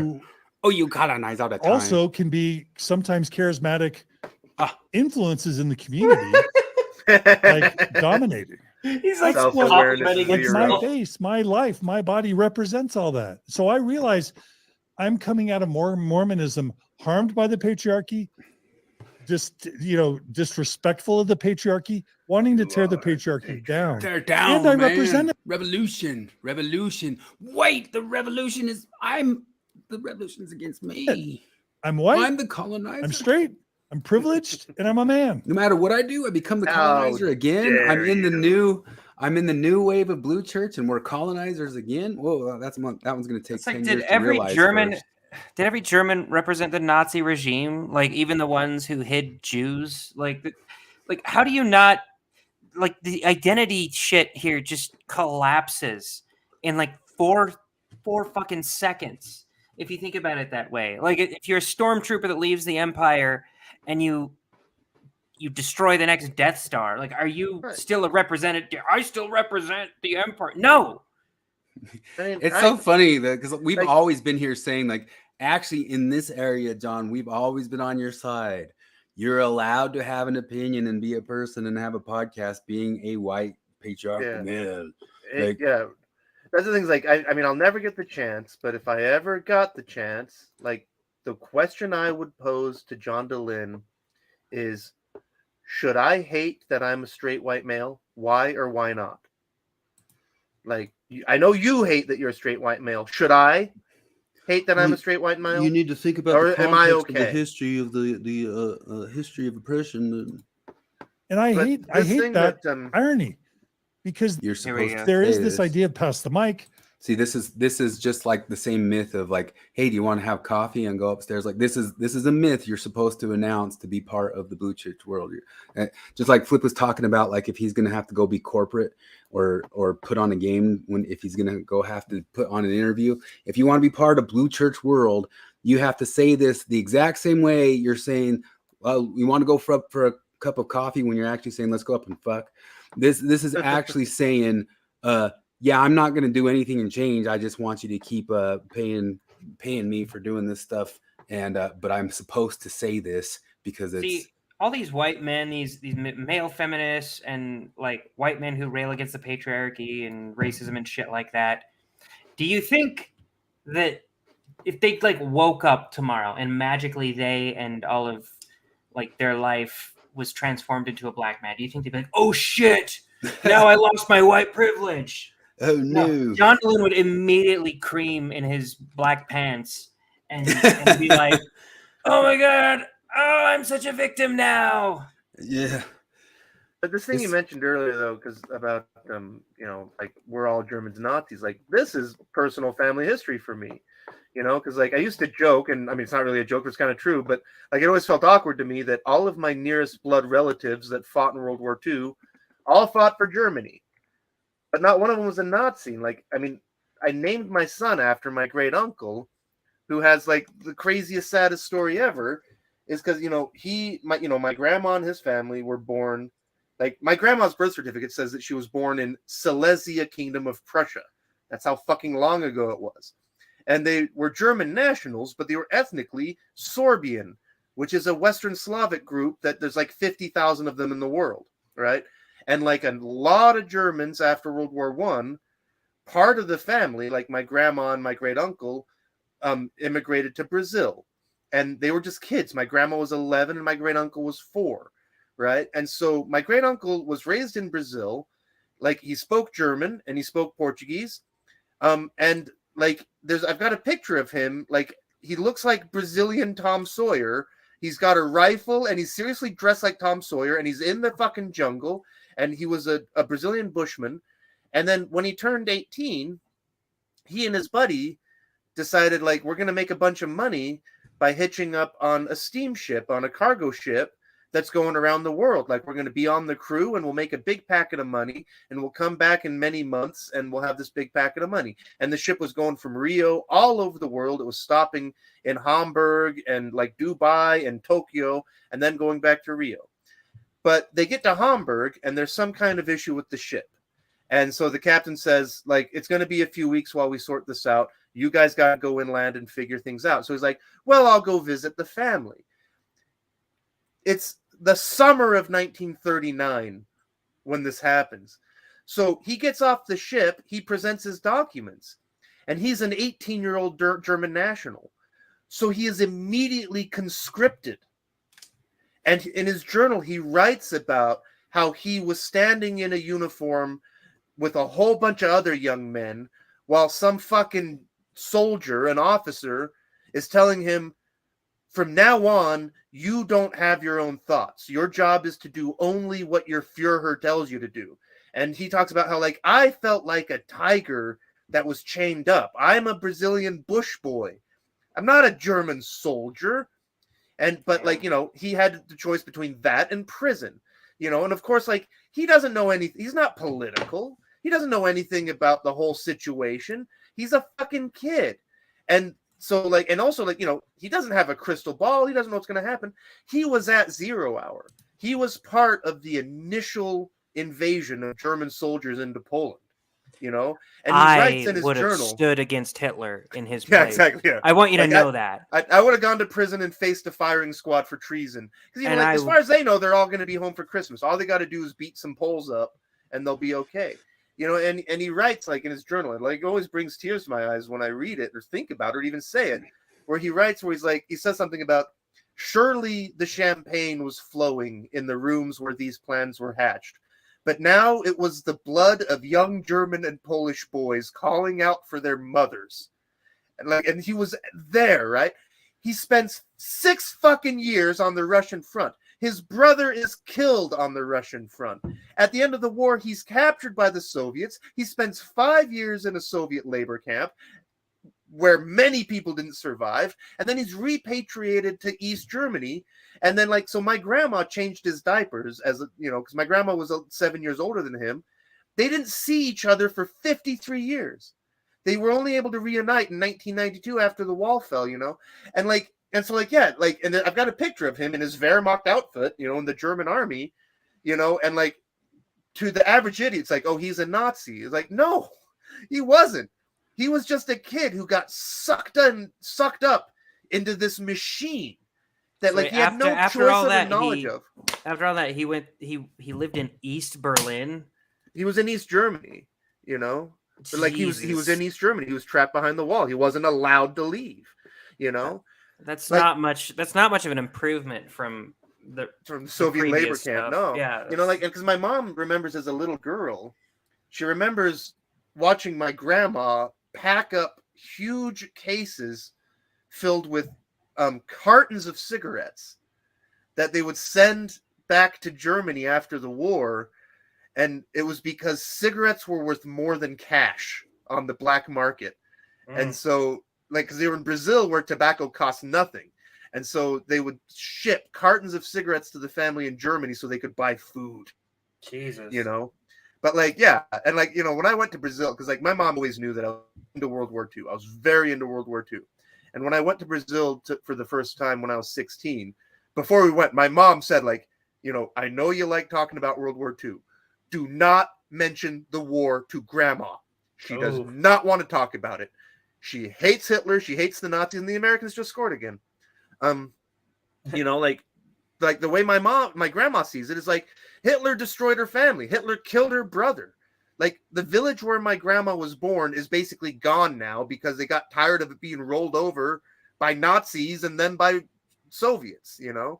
All that's left is a little garden with a memorial with my family's names on it because it's got all of the war dead from World War I and World War II. It was just a tiny village, you know. There's like 20 names on this monument. But, like, yeah, just that, where, like, just that thing you say, where, like, oh, they're Germans, they're Nazis. Like, no, my personal family story is about, like, no, they were Germans and they hated the fucking Nazis. And they always hated the Nazis. They were never political. They weren't racist, you know. But it's in the simplified John Delenian world, like, oh no, they're bad colonialists, whatever. There it is. The I Hypocrite video is definitely down. That's the picture of it right there with Karen Strawn. So I guess they weren't. Well, maybe it's just some of the stuff they reviewed. Back to this. Me off of the Mormon track, and then you have to have a certain amount of like nihilism to see yourself as like, I'm not a spirit daughter, I'm not a chosen, like all of that shit that you're like, oh, I'm not part of like the really cool kids club that got the gospel, and you're like, well, what is the point of life and everything? And I think everyone has to like a little bit of a nihilist phase of like, what's the meaning of it all? But I don't want to get a tattoo, but I really do just want to. I wear this circle every single day to remind me that life is like a circle because it's pointless. All time. Here, I'm sharing those pictures I was talking about. Hardcore. Here's a. I sent a picture in the messenger. If you really cared about minorities, you'd unalive yourself. From Morgan. Lynn just thinks you guys are jealous of. I am kind of jealous. I'm jealous of his success head. I've said that from the beginning. He's got success head. He's got Guy Smiley head. I want Guy Smiley head. We would be huge if I had Guy Smiley head, man. Like I just had that face, like, oh, come on down. You know, that's what's needed to talk like come on down to porch time now. You hear? We're like everybody's Craig Bowler welcome. Jack in Utah, like. That was the clip, says Troy. He doesn't actually hate himself. He just pretends that he does, so that that's the myth. So he does that. He can get the virtue signaling points. He doesn't hate himself, but I think he legitimately does wish that he were not a straight white male, or at least white. He probably wants to be straight, but I bet he doesn't want to be white. I bet, like, if he could press a button right now and change all of the stuff to where he's a black man, I bet you anything he'd do it. But they always kind of rip on the Mormons for being 20 years behind the civil rights. But there's like a thing that they're always behind too. Like I brought it up on the whole episode of talking about the Knoll and him and his whole sexual harassment stuff. But he had this moment where he said, "Gee Willikers, guys, it's 2015." Or 2016 or whatever, or 2017, whenever the Kavanaugh thing's going down. And he says, "Gee Willikers, guys, I never thought of it this way, but maybe Bill Clinton had some problems," you know, and you go, what? Like what? Like what? You're such on like a team that like now through this whole thing that you, and there's going to be a time where they stop and go, wait a minute, maybe we really were being colonialists here and in pushing our values all over the world into let's see, I want to be still be ashamed of skin color when the uninsured immigrant driver puts him in hospital. Yeah. I'm still waiting for the woke mob to push John Lynn off his own podcast because he gets canceled for being white male. Pass the mic. That's, I mean, they've been on the tell that. Like I've said from the start, go listen to Kate Kelly. There's a little clip of it in here from there's a little clip in here from Jacob, but that whole episode, she goes into detail about how they do want to take her down, and she's denounced him in multiple times, and they basically say, as we've been saying, like, you're not allowed to be here and you're not allowed to be in that space. And John Larson knows he's not allowed to be in that space, but then they apologize for themselves being in that space. And they're only lucky that their fans are just normie enough. They haven't caught up with how on the front of the revolution and how tip of the spear they need to be to oust those guys. I bet in the next few years, John will come out as non-binary so that he doesn't get canceled. Once again, bring up the new term, transmaxing. Delen's going to be transmaxing. His daughters are already identity maxing. Like if you say that you're a demisexual, you are transmaxing. If that's just female sexuality. Holy shit. You say you're asexual because you're like a teen girl, you are transmaxing. You are getting in on the game. You're tender queering. Did I tell you about I got blocked by a friend who came out as demisexual? Oh, really? On and this was years ago. You didn't respect that? Well, it was before it was a big thing. And like, I actually was pretty aware of what it was, like back in 2015 or some shit like that. And I've been very active on that Tumblr in action subreddit that showed all of this nonsense. And she came out, she's like, I'm demisexual. And I was like, okay, well, what does that mean to you? And she's like, well, she explains it. It means that I will only have sexual attraction to someone if I have a strong connection with them. And I was like, what? Like, you're just a person then. Like, you're just coming out as a woman. And she's like, don't doubt my lived experience. And she blocked me. Troy says, Morgan, I think that he may get pushed out too if he ever loses control of his foundation. Putting his wife on the board was a smart move. Yeah, he was a little bit smarter than James O'Keefe was about his board. But if Lynn ever slips up and doesn't grovel at the throne of the woke, he'll be canceled. I mean, we've been sitting, doesn't work. We've been sitting here waiting. I mean, we all know that he's on the verge of that happening. They have to tap dance for it, and they know they have to tap dance for it. And they get worried when they put people like Michael Shermer on, you know, like, well, how's this going to play for the ideologues funding us? Here's your pictures, Flip. Yeah, that's him after he got conscripted. Did you show the Tom Sawyer one? Like, yeah, that's look at that. Isn't that great? Yeah. That's the thing. That's like a Nazi. He looks like a Nazi to me. Yeah, that's totally a Nazi right there. Like, you know, that's things that he talked about. Like, that's how he saw his life. Like, that's what he wanted to do with his life. And then the second picture is what he ended up doing. You know, and it had nothing to do with his personal choices. Like, yeah, he just got sucked into a machine that was just so much bigger than him. Well, did he ever stop and think of like circles? Because like a circle has no points. It's fucking pointless. He should have thought of that. Like, imagine wearing a symbol of a stupid pun. Do you think she knows it's a stupid pun, or do you think that, like, do you think she only wore it for this so she could tell a stupid joke? Because I could kind of respect that a little bit, I guess. But, or do you think she actually wears it all the time because she actually thinks that's a deep thought that she had? Well, yeah. In eternity. All time in eternity. But I believe that life is worth it. And I believe that we can learn through these things and we can come. Life is worth it for some human beings. Some human beings live in absolute misery. There are sadly situations in which suicide is very likely not preventable. There are people for whom mental illness is a terminal disease, similar to certain physical illnesses. There are people who have intractable and treat. Speaking of Carrie, I sent you guys earlier today that Rebecca Watson's getting into it with Sabina Hassenfedler. Man, I listened to half of that. Like, I want to listen to the rest of it. I just love hearing anybody shit on Rebecca Watson. She's such a piece of shit. She is a terrible piece of mierda, as they say in the Spanishes.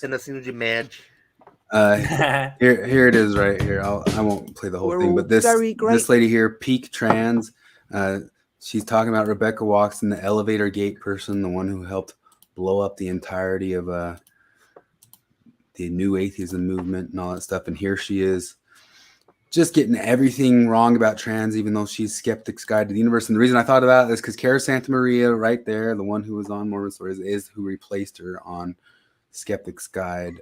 This is Rebecca Watson.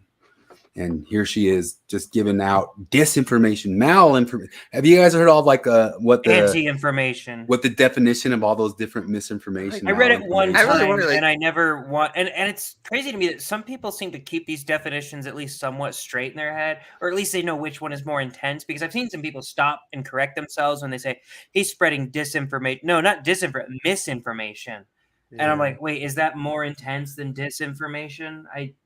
I don't understand. Yeah, there's misinformation, there's malinformation, which malinformation is true, but it could cause problems. It's the Down 8 jokes information, you know. Rebecca Watson could do science on what does 20 years of dyeing your hair purple do to it.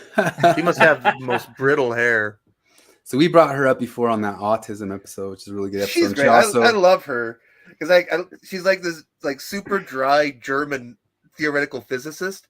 Mhm. So when she drops puns and jokes, it's great because she's so deadpan, and because of course Germans aren't funny. So, yeah. So she had a video when she drops on a joke in there, it really hits. She had a video about the trans fad, that is it social contagion, you know, and obviously says it looks like it's social contagion. And Rebecca Watson lost her super duper skeptical science mind about that because the science is firmly on her side, squarely. But anyway, and she was replaced on Skeptic's Guide to the Universe by Cara Santa Maria here. And Cara Santa Maria is an ex-Mormon who got kind of semi-famous going on the Nerdist, which they canceled their main guy. When we talk about John DeLynne's going to get canceled, well, Chris, what's his name from the Nerdist, got canceled off of that. And it turned out that he was completely innocent too. And he put a bunch of work into being innocent, but it didn't matter. He's completely canceled off it. And she jumped on the canceling bandwagon of that. But she got on that. And now she's a PhD in qualitative research for suicide, self-assisted suicide. And this is her talking about. See, that's insane. Suicide. Wait, she has a PhD. No, she's getting a PhD in qualitative research, which means I'm going to go interview some people about how they love their assisted suicide options. So she's getting a degree that the success of this degree depends on shining a positive light on suicide.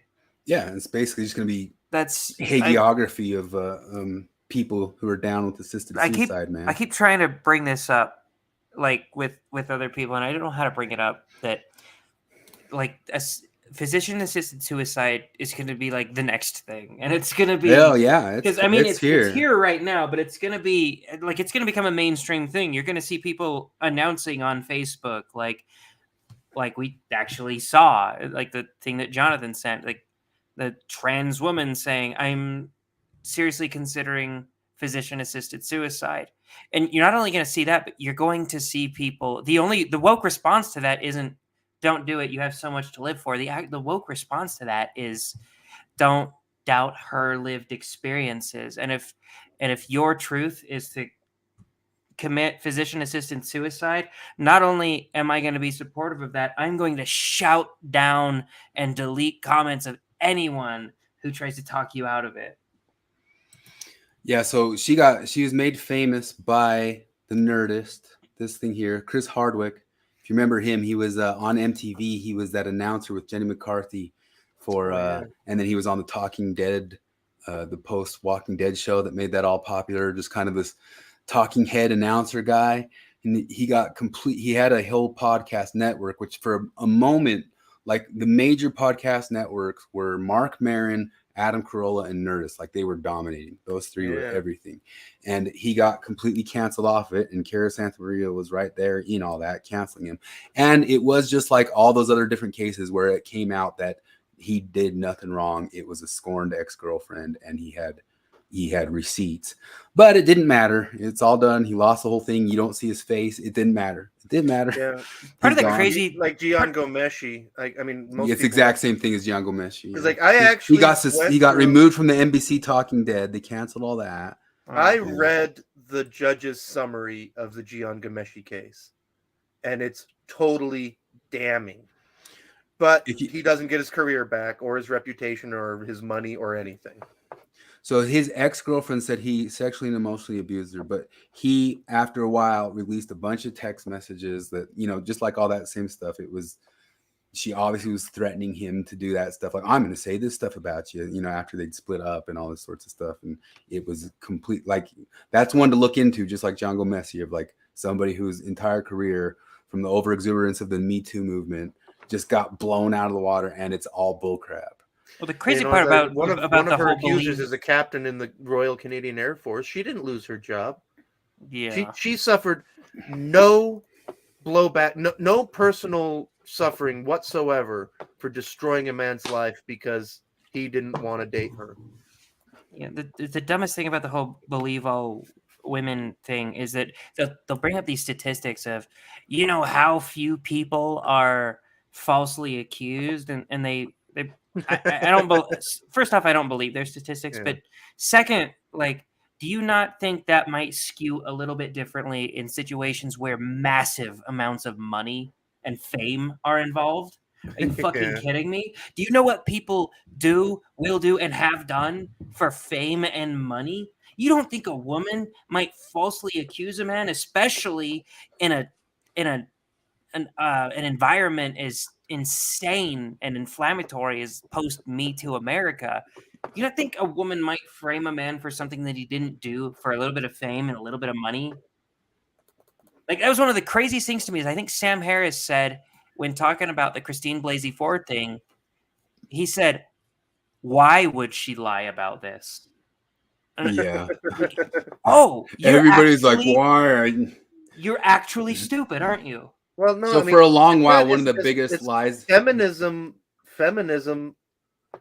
doesn't. In feminism, there are no bad women. There is only internalized misogyny, right?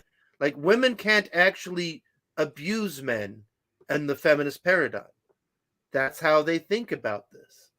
Literally. It's one of the things that Karen Strawn brought up too. That, like, there's all sorts of numbers like rape statistics and all that sorts of stuff too. They cancel out of rape statistics anything that's not penetrative, which that means that if a man is forced to have sex, he's not being penetrated. So those That's are not all rape, yeah. canceled out of all rape statistics. Yeah, None like of that is the way the codes are written.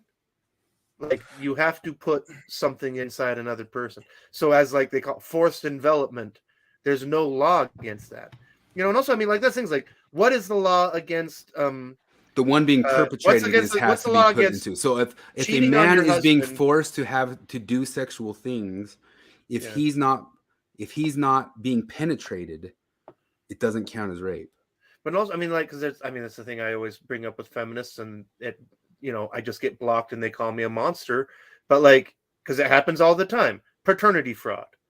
A woman marries a man, cheats on him, gets pregnant by the other man, knows for a fact that that's the case, and then lies to her husband for decades. It gets found out. That's not against the law. It's not a crime. Not only There's is it not a literally crime, you'll no probably be on the punishment for hook it. for whatever years left of child like, support you have. and that's Well, the you thing, signed he the is- birth certificate. No, he is under the law. He can't opt out of that.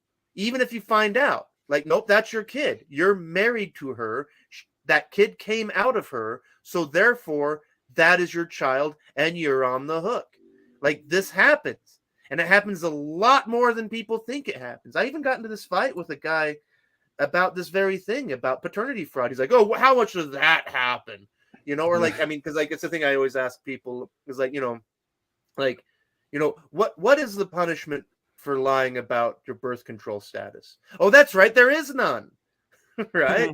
And he's like, when does that happen? And I'm like, it happens. Believe me, it happens. It happens. But that was to one of the me. long things. I haven't heard it as much, but it was a long time thing of saying that you needed to believe all women, not just some women, Jared. Yeah.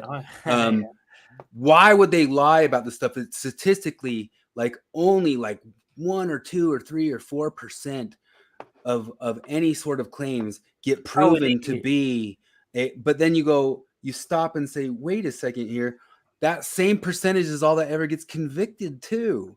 Sure. Like everything else is like the hazy middle. Like you can't use that stat as something saying that like things that get absolute proof or all the way there on one end or the other of it. Sure, and the apologetics of it were always something along the lines of, well, even if we do end up believing some women who are truly falsely accusing, it's this utilitarian argument of it's better in the long run. It's better to commit that type error. And that goes against the Blackstone formulation 1,000,000%. Oh yeah, it's the absolute opposite of the Blackstone. The rape on campus Rolling Stone article.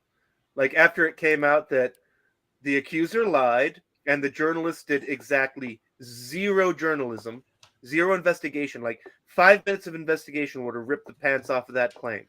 And what does Rolling Stone come out and say?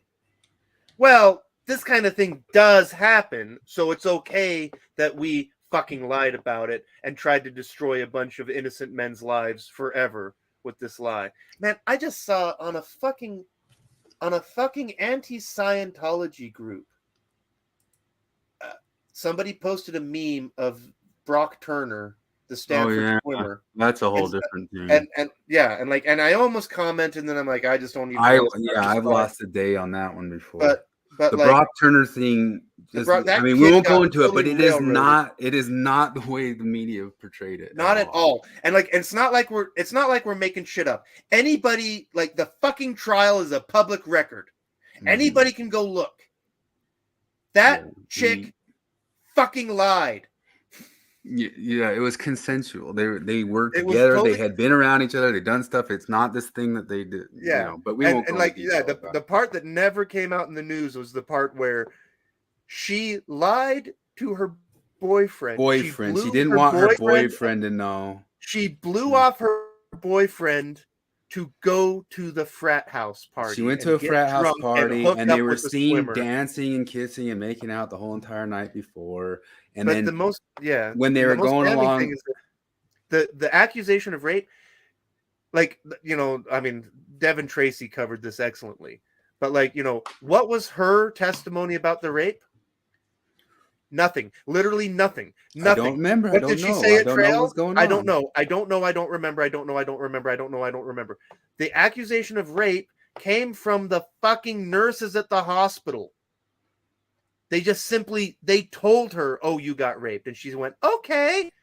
I sure don't want to get in trouble with my boyfriend. I hope I get $1 million book deal out of this. No, I'm sure that if somebody offered her the chance to eschew all accountability, she wouldn't take it. Yeah, exactly. And then the other thing is, when they nabbed him, he was away from her body. Yeah, he was like over barfing. So like they'd circled around twice, and then earlier they'd seen him with her, and then like he'd gotten up and like moved over, and that's when they came back and grabbed him.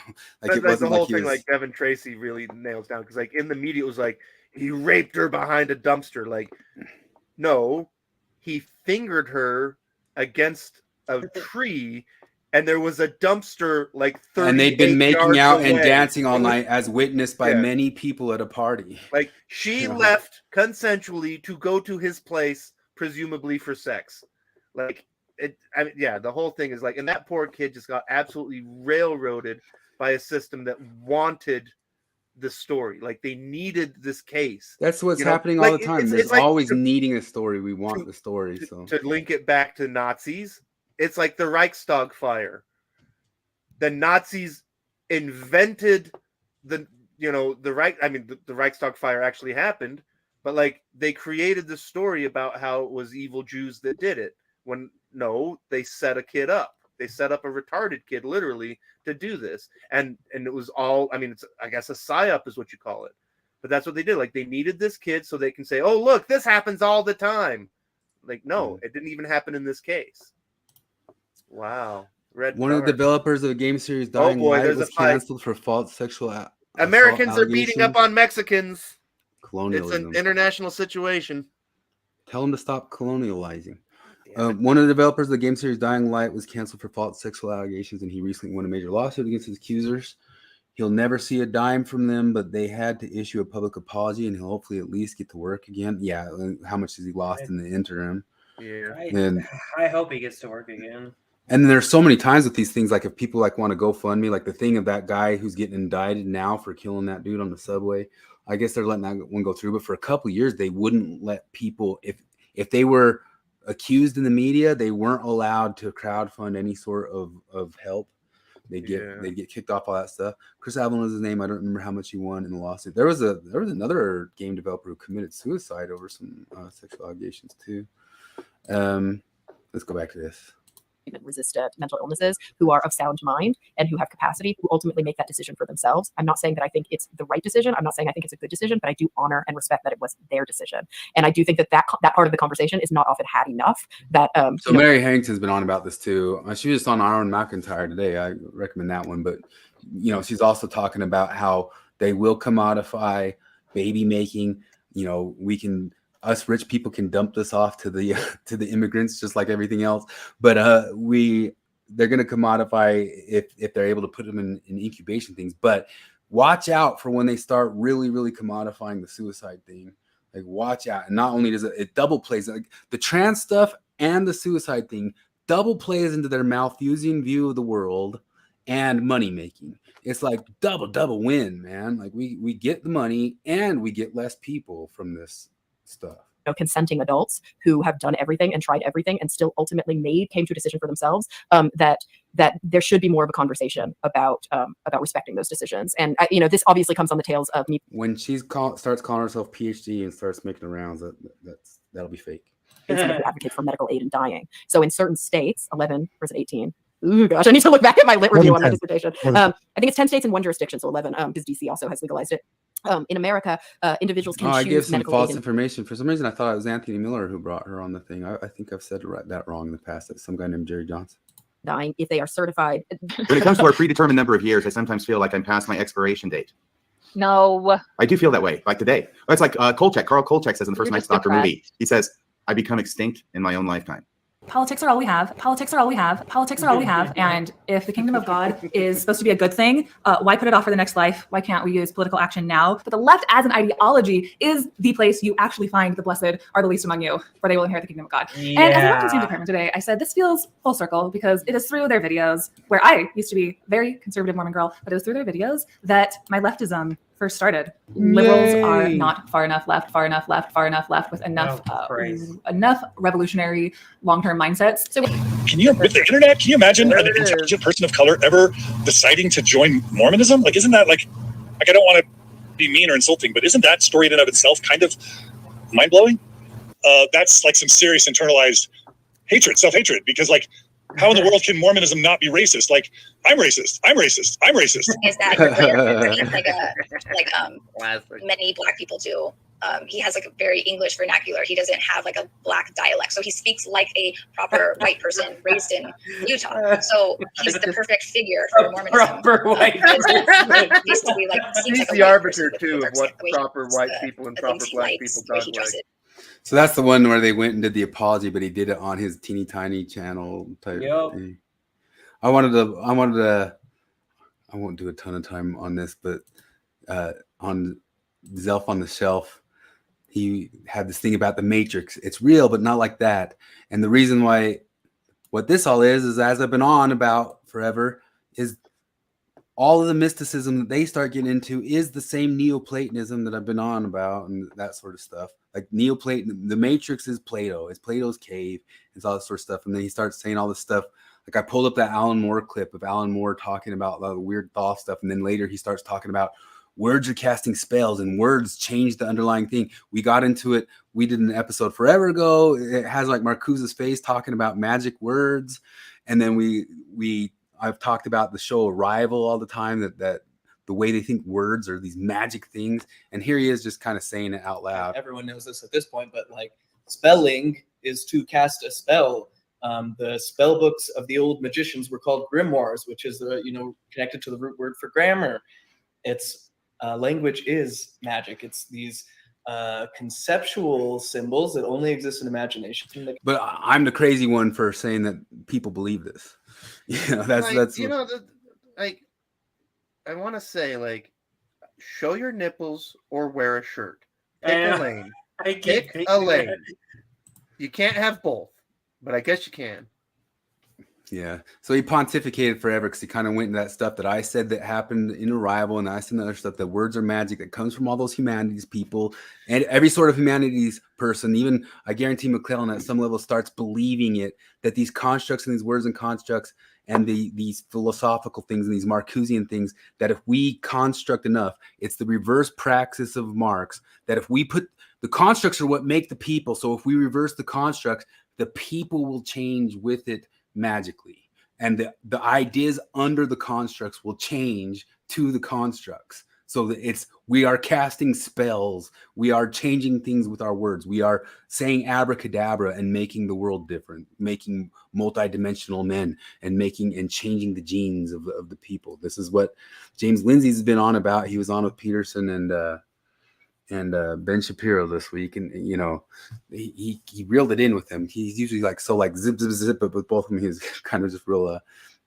normal. But let me ask you a final question. I've had a lot of liberal Mormons feel outraged that we would even compare ourselves to the civil rights movement or everything. No, we're not outraged. We're delightfully entertained. What would you say to that? I would say tell that to the mother of the children who have committed suicide because their church leaders are saying horrific things that don't let them know they're loved. Well, okay, if you don't want to be my friend, Mike, you don't have to be. Well, you have to understand, it goes a little bit beyond not wanting to be your friend. I've been cooperating with David Jordan. I've recorded every single conversation you and I have had for weeks, and I don't know what the hell this one's about. You know what this is Dude, about? I'll tell you what this one's about. This one's actually, so she's actually an evil piece of shit. This was, she kept claiming a bunch of sexual harassment cases against like former bishops and things like that. Oh, Mike Norton was really big picking up on her. Was And she I think she was on Mormon NPC Stories. rape basement lady? Yes, she was. Oh, and then he actually was like Yeah. honest in exposing her lying. He had dementia, right? And so he said, Mike's I guess not an easy figure for me because I think No, he's not. He's shown some integrity in like a lot of different stuff. So no, with the McKenna Denson If I thing, he's recall right, wasn't the actually whole right thing like here. she said that there was a basement room at the MTC, and people have pointed out that building doesn't have a basement. Yeah, no, and it was serious. It was really fucking sad because the guy she was accusing had dementia, and he said, "I just don't remember, and I'm sorry for anything that I did." It was straight up evil, and she like Mike Norton That's helped her all coming record. back. Yeah, Mike Norton helped her record this whole thing where she went to this guy's home ward and got up on the testimony pulpit and just exposed him with all these lies, and then we find out that she is just a terrible, terrible liar. Like she has a history of lying. She ran a fake cancer GoFundMe at her work. Like she at her work years and years ago, she claimed to have cancer. Got a bunch of people from her work to have sympathy for her and offer up a bunch of money for her. She tried to sue McDonald's for a fake trip. She's just a pathological liar. And so I don't actually like this. He's always over the top, obviously, but I feel like everything he says to her in this conversation is pretty warranted. Yeah, I mean, when he went after DeLynn too, like I was totally getting what he was saying through that whole entire thing. And then he had a bunch of women like make accusations of him, and he said, "Bring the receipts, show it, prove it. If supposedly I'm sending my junk around to women, you guys have those pictures, right? Show it, bring the receipts. Yeah. Where is it?" And no, I don't think he said stuff this got junk. really weird. I could see him being a weird sex guy, but like I don't think that any of that. If you're daring to say that, there'd be some receipts out there, and but. I mean, his facial hair says weird sex guy, but that's not enough to convict. Cheating on your boyfriend and realizing that you can get away with it by claiming rape, and all it costs is ruining your affair partner's life. Yep. That's what happened. Systems, not people, is the mantra. Show your nipples or wear a shirt. First words I heard when I joined the live stream. Now it's a party. Oh yeah. Mike Norton is legend. I hope you guys realize that. Yeah, we haven't like really dunked on him. It's just we were talking earlier about the sex stuff in the temples is not like I don't get like offended at that stuff, but I definitely think it's a type of offense I wouldn't do. That's You know, like I appreciate this. Like that's what I've said for a long time. It's like I appreciate that somebody went through the trouble so that anybody can see what goes on in the temple because of that, informed consent type of thing. But I think that Mike Norton is just nothing but self-aggrandizing, attention-seeking. I don't think he's very scrupulous. Like I don't think he's a good person. well, some of that makes for him, some good entertainment. Like when that whole TikTok thing was blowing up and the fights that he's had, because now there's ex-Mormon Facebook and now there's ex-Mormon 2.0, which is ex-Mormon without Mike Norton, because he was the on ex-Mormon he was whatever, he's a mod or something like that, and then they made ex-Mormon 2.0 without him because they need to have their nerfed ex-Mormonism. But I mean, like I don't personally get offended at it, but there's stuff I see doing like, hey, I wouldn't do that, like that, I like Savvy D wants to know how you can prove receipts on D-pics. And it's funny because like I know because Chris told me about how he had to fire a cook because he sent a dick pic to the executive chef when he meant to send it to his girlfriend. Got his contacts mixed up. And like the receipts are when the executive chef walks into the HR office with a picture of a man's dick. Yeah. Yeah. Pull out your dick. Don't do that Prove on that accident. it's your dick. This was that way old company that I'm not with anymore. It's not my current company. Yeah, not long time ago. Maybe no basement, but there absolutely are large vents under the MTC. Oh yeah, I had to clean this room that they used to call Outer Darkness. It was way out in the middle of nowhere. Sometimes visitors go down there and sign their names, mission call, and the year or so I've been told that they did. And when she was describing it, I was imagining it was that Outer Darkness bathroom, but then it wasn't the exact same. Wasn't the exact same thing. Did you watch his Mormon stories? He can draw skinnable barcodes for fun. His mind may be a bit different, but it's brilliant. He's one of the first podcasters and all that sort of stuff. But I'll also be like totally honest too. Like the only stuff that really gets to me from him is when he's really making big waves. So it's probably like a sample size of his most extreme things over 10, 15 years. You knock social constructionism, but it's hard to argue that Joseph Smith didn't LARP himself into a god. It worked, yeah. Yeah. But the thing is, L. Ron Hubbard did it too, so there you go. And I'll burn you with a stake. You hear me? You're done, McKenna. Done. Somebody said to me, "Oh my God, what are you going to do if she commits suicide?" Big deal. One less horrible monster on the face of the earth. Do what you got to do, McKenna, but I'm going to burn you to the ground. And honest to God, if you're standing here in front of me, let me tell you, I've never hit a woman in my life, but I would break your nose. You got to draw the line somewhere, and I think punching an old man in the face is how I guess, honestly though, now I think about it, I guess it depends on who the old man is. Dallin H. Oaks better hope he never runs across me down in downtown Salt Lake. I really honestly think that would be one worth going to jail for.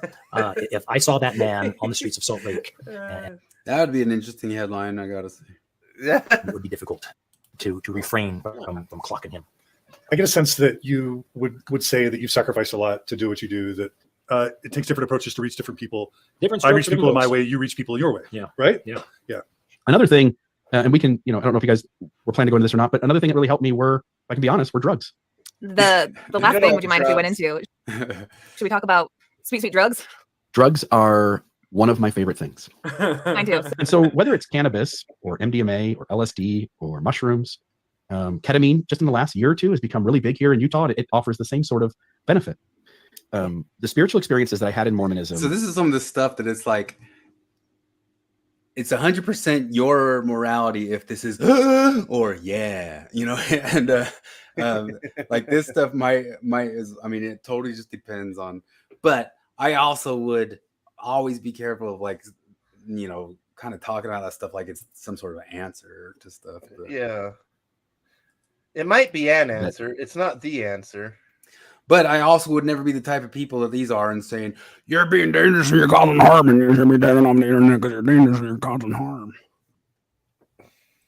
If somebody's listening to that and thinks, boy, oh boy, it sounds like drugs are the answer to my life, that's on you. That's not on these guys. But I also wouldn't just go spouting around. Like had that kind of magnitude with me. I experienced something, it was different, but it was greater. When I took MDMA for the first time, I was with a group of friends. MDMA is Molly/ecstasy. MDMA is Molly/ecstasy. One of the most incredible, transformative nights I ever had was doing ayahuasca. And we sat in a circle. We had a shaman. I was in a cave talking to aliens. Again, I shared the consciousness with an ancient chimpanzee or ancient ancestor of humans. And the whole night, you're holding a bucket and you're purging. And it's hard to explain, but you think of throwing up in this world as not enjoyable at all. And the throwing up isn't fun, but somehow holding your bucket. Some of that. Hey, my cat's named Bucket. I'm holding my bucket right now. Yeah.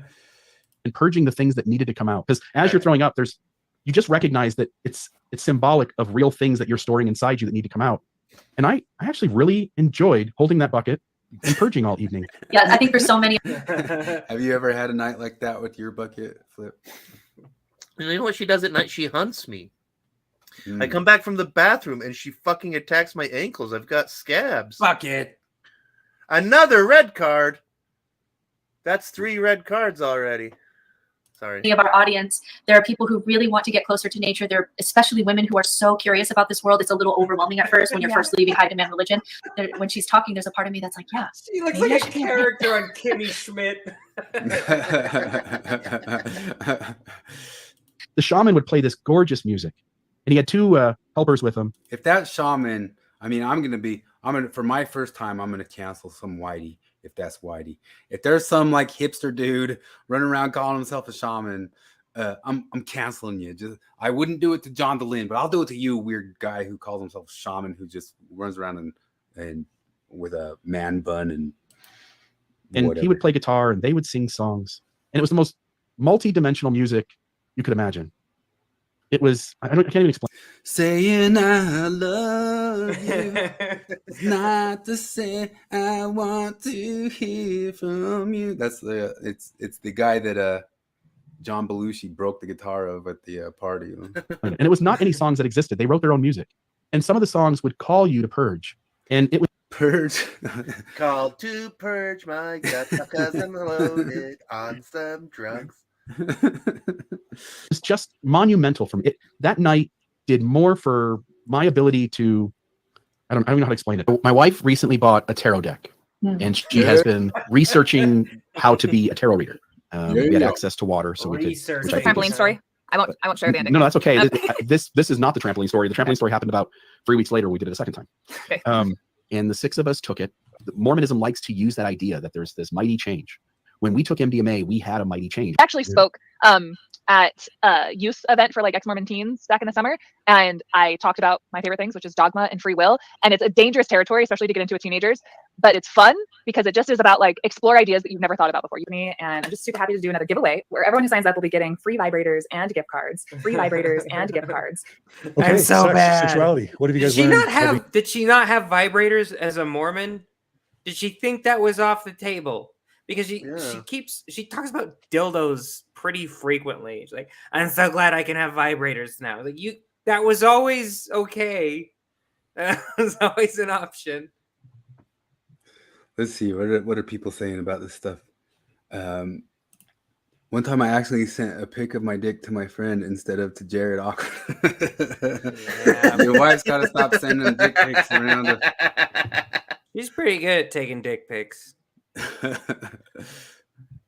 the telephoto lens, it's good lighting. So Christopher from Before the Crow's Nest was listening to this, and he's like, "Wait a minute here, I got to start hanging out with these Bill Reels and stuff." Like, thanks, Jacob Hansen. Yeah, Bill Reel, where's your hookup? Well, but Christopher. I gotta say don't that do ketamine. in that Mike Norton interview, I was thinking that John DeLynn looked quite a bit like Mr. Mackey because his head was fatter and that just had the tight little. It was a pretty tight. But that success head is the way you get success, man. It's all about success. Okay. Mike Norton, tell me about the way you do it. Okay. Marxism is the only drug I need. Yeah, it'll change us all. I had a bad bucket night, but I did want to kill myself on the mushrooms. Yeah, well, I mean, mushrooms have been pretty good experiences for me too, but I also, as Terrence McKenna says, I got the message and I hung up the phone. I don't care or need it anymore. But now, to these guys' chagrin, if anything, I I've gone more libertarian and anti-government since doing that stuff by far. Wrong way, sorry guys, wrong way. I didn't like match up to your blue church from that. Yeah, I definitely had a bad trip my second time I did mushrooms, and like I did have that thought. I was like, okay, just don't kill yourself. Like that's all you gotta do. I definitely had a bad trip of realizing that the whole thing of the sun will die and all of this is gone is real. And it's a sort of level thing that I think most atheists have not swallowed that hard. And it took me a little bit of mushrooms to swallow that hard and be like, wait a minute. Like people think like Achilles was obsessed about being remembered, or we have a friend who's obsessed about being remembered for his classical music, like Beethoven. And you kind of go, well, that's not going to happen for you, buddy. But guess what? Got good news for you. Beethoven will go up and smoke in that star too. That's how this happens, you know.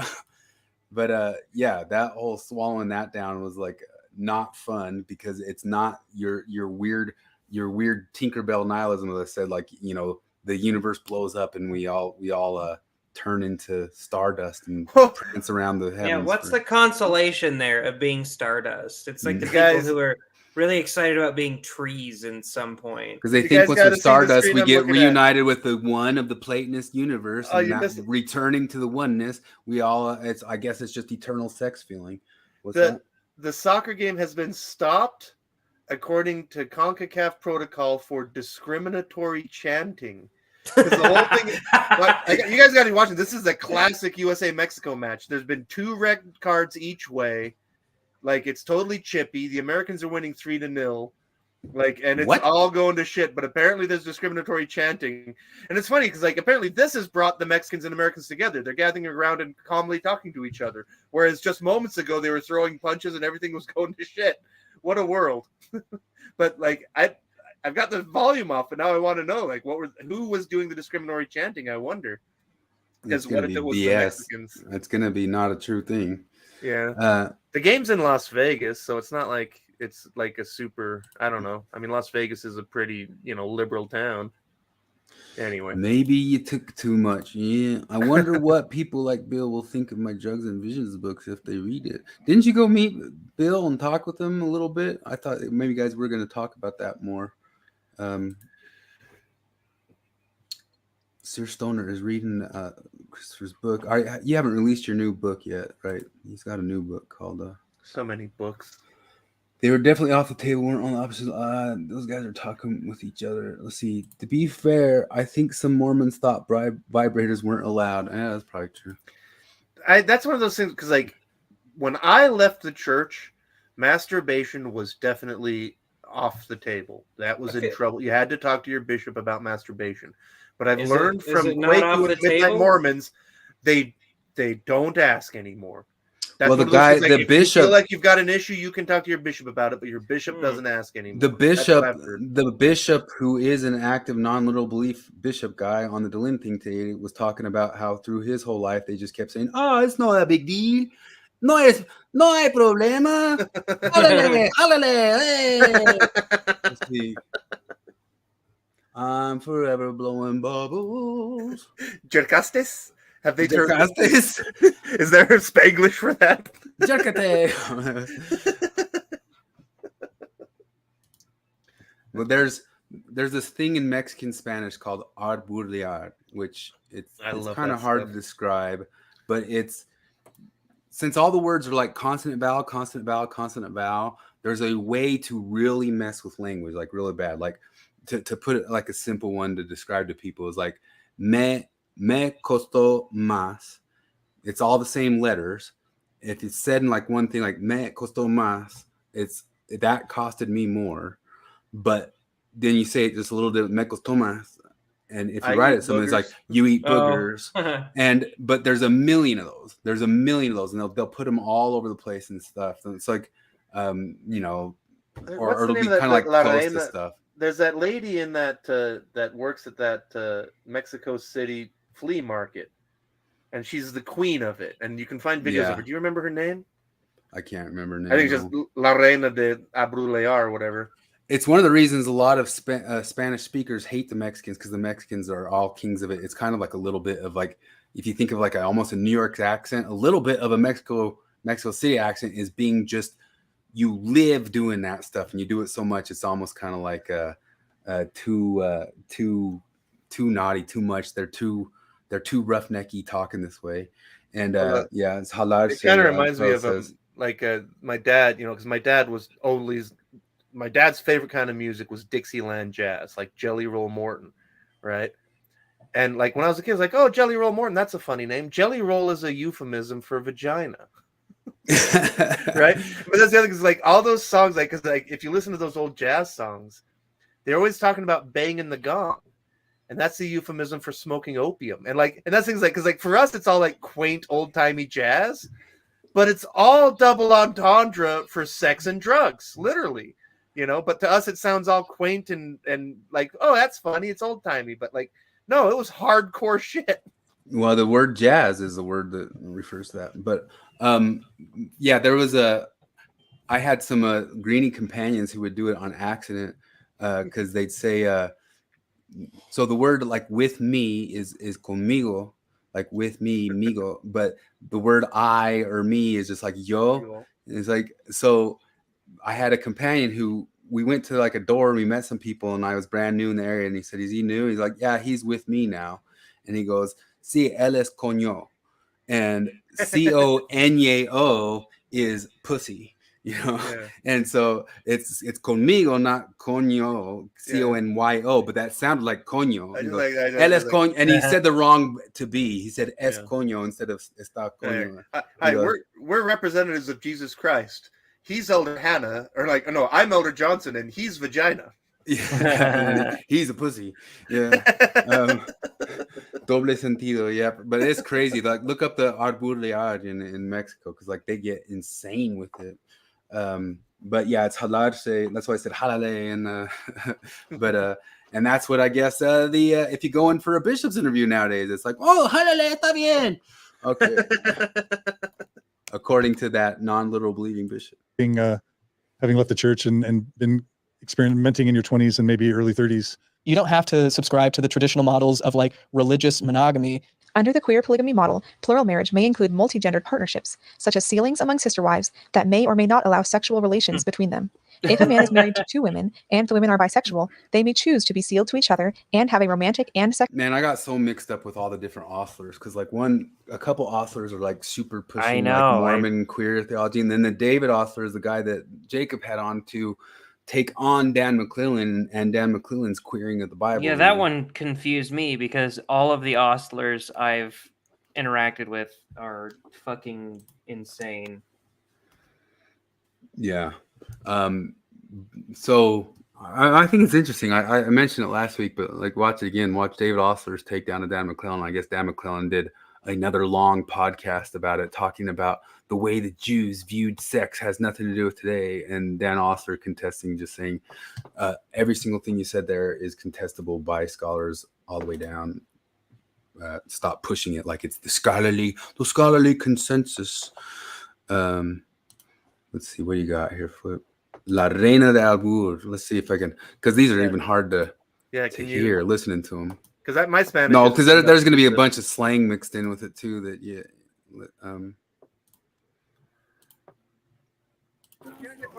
No, pura blanca. Pura blanca. All right.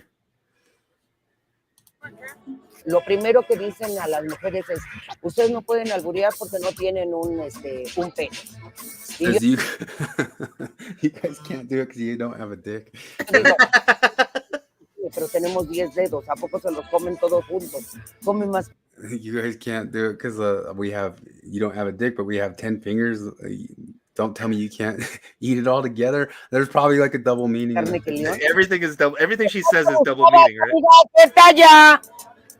¿Qué talla, joven? ¿Qué talla? Does it show, like, does it break down any of them? I don't know. I think you just have to be Mexican to know what's up. Bueno, cuando piensas en albur, sabes que el albur definitivamente va muy ligado a los genitales, hombre y mujer. He says albur goes, it's really connected to your junk. Is what she said. Y pues lo primero que se te viene a la mente es Una vagina, un pene.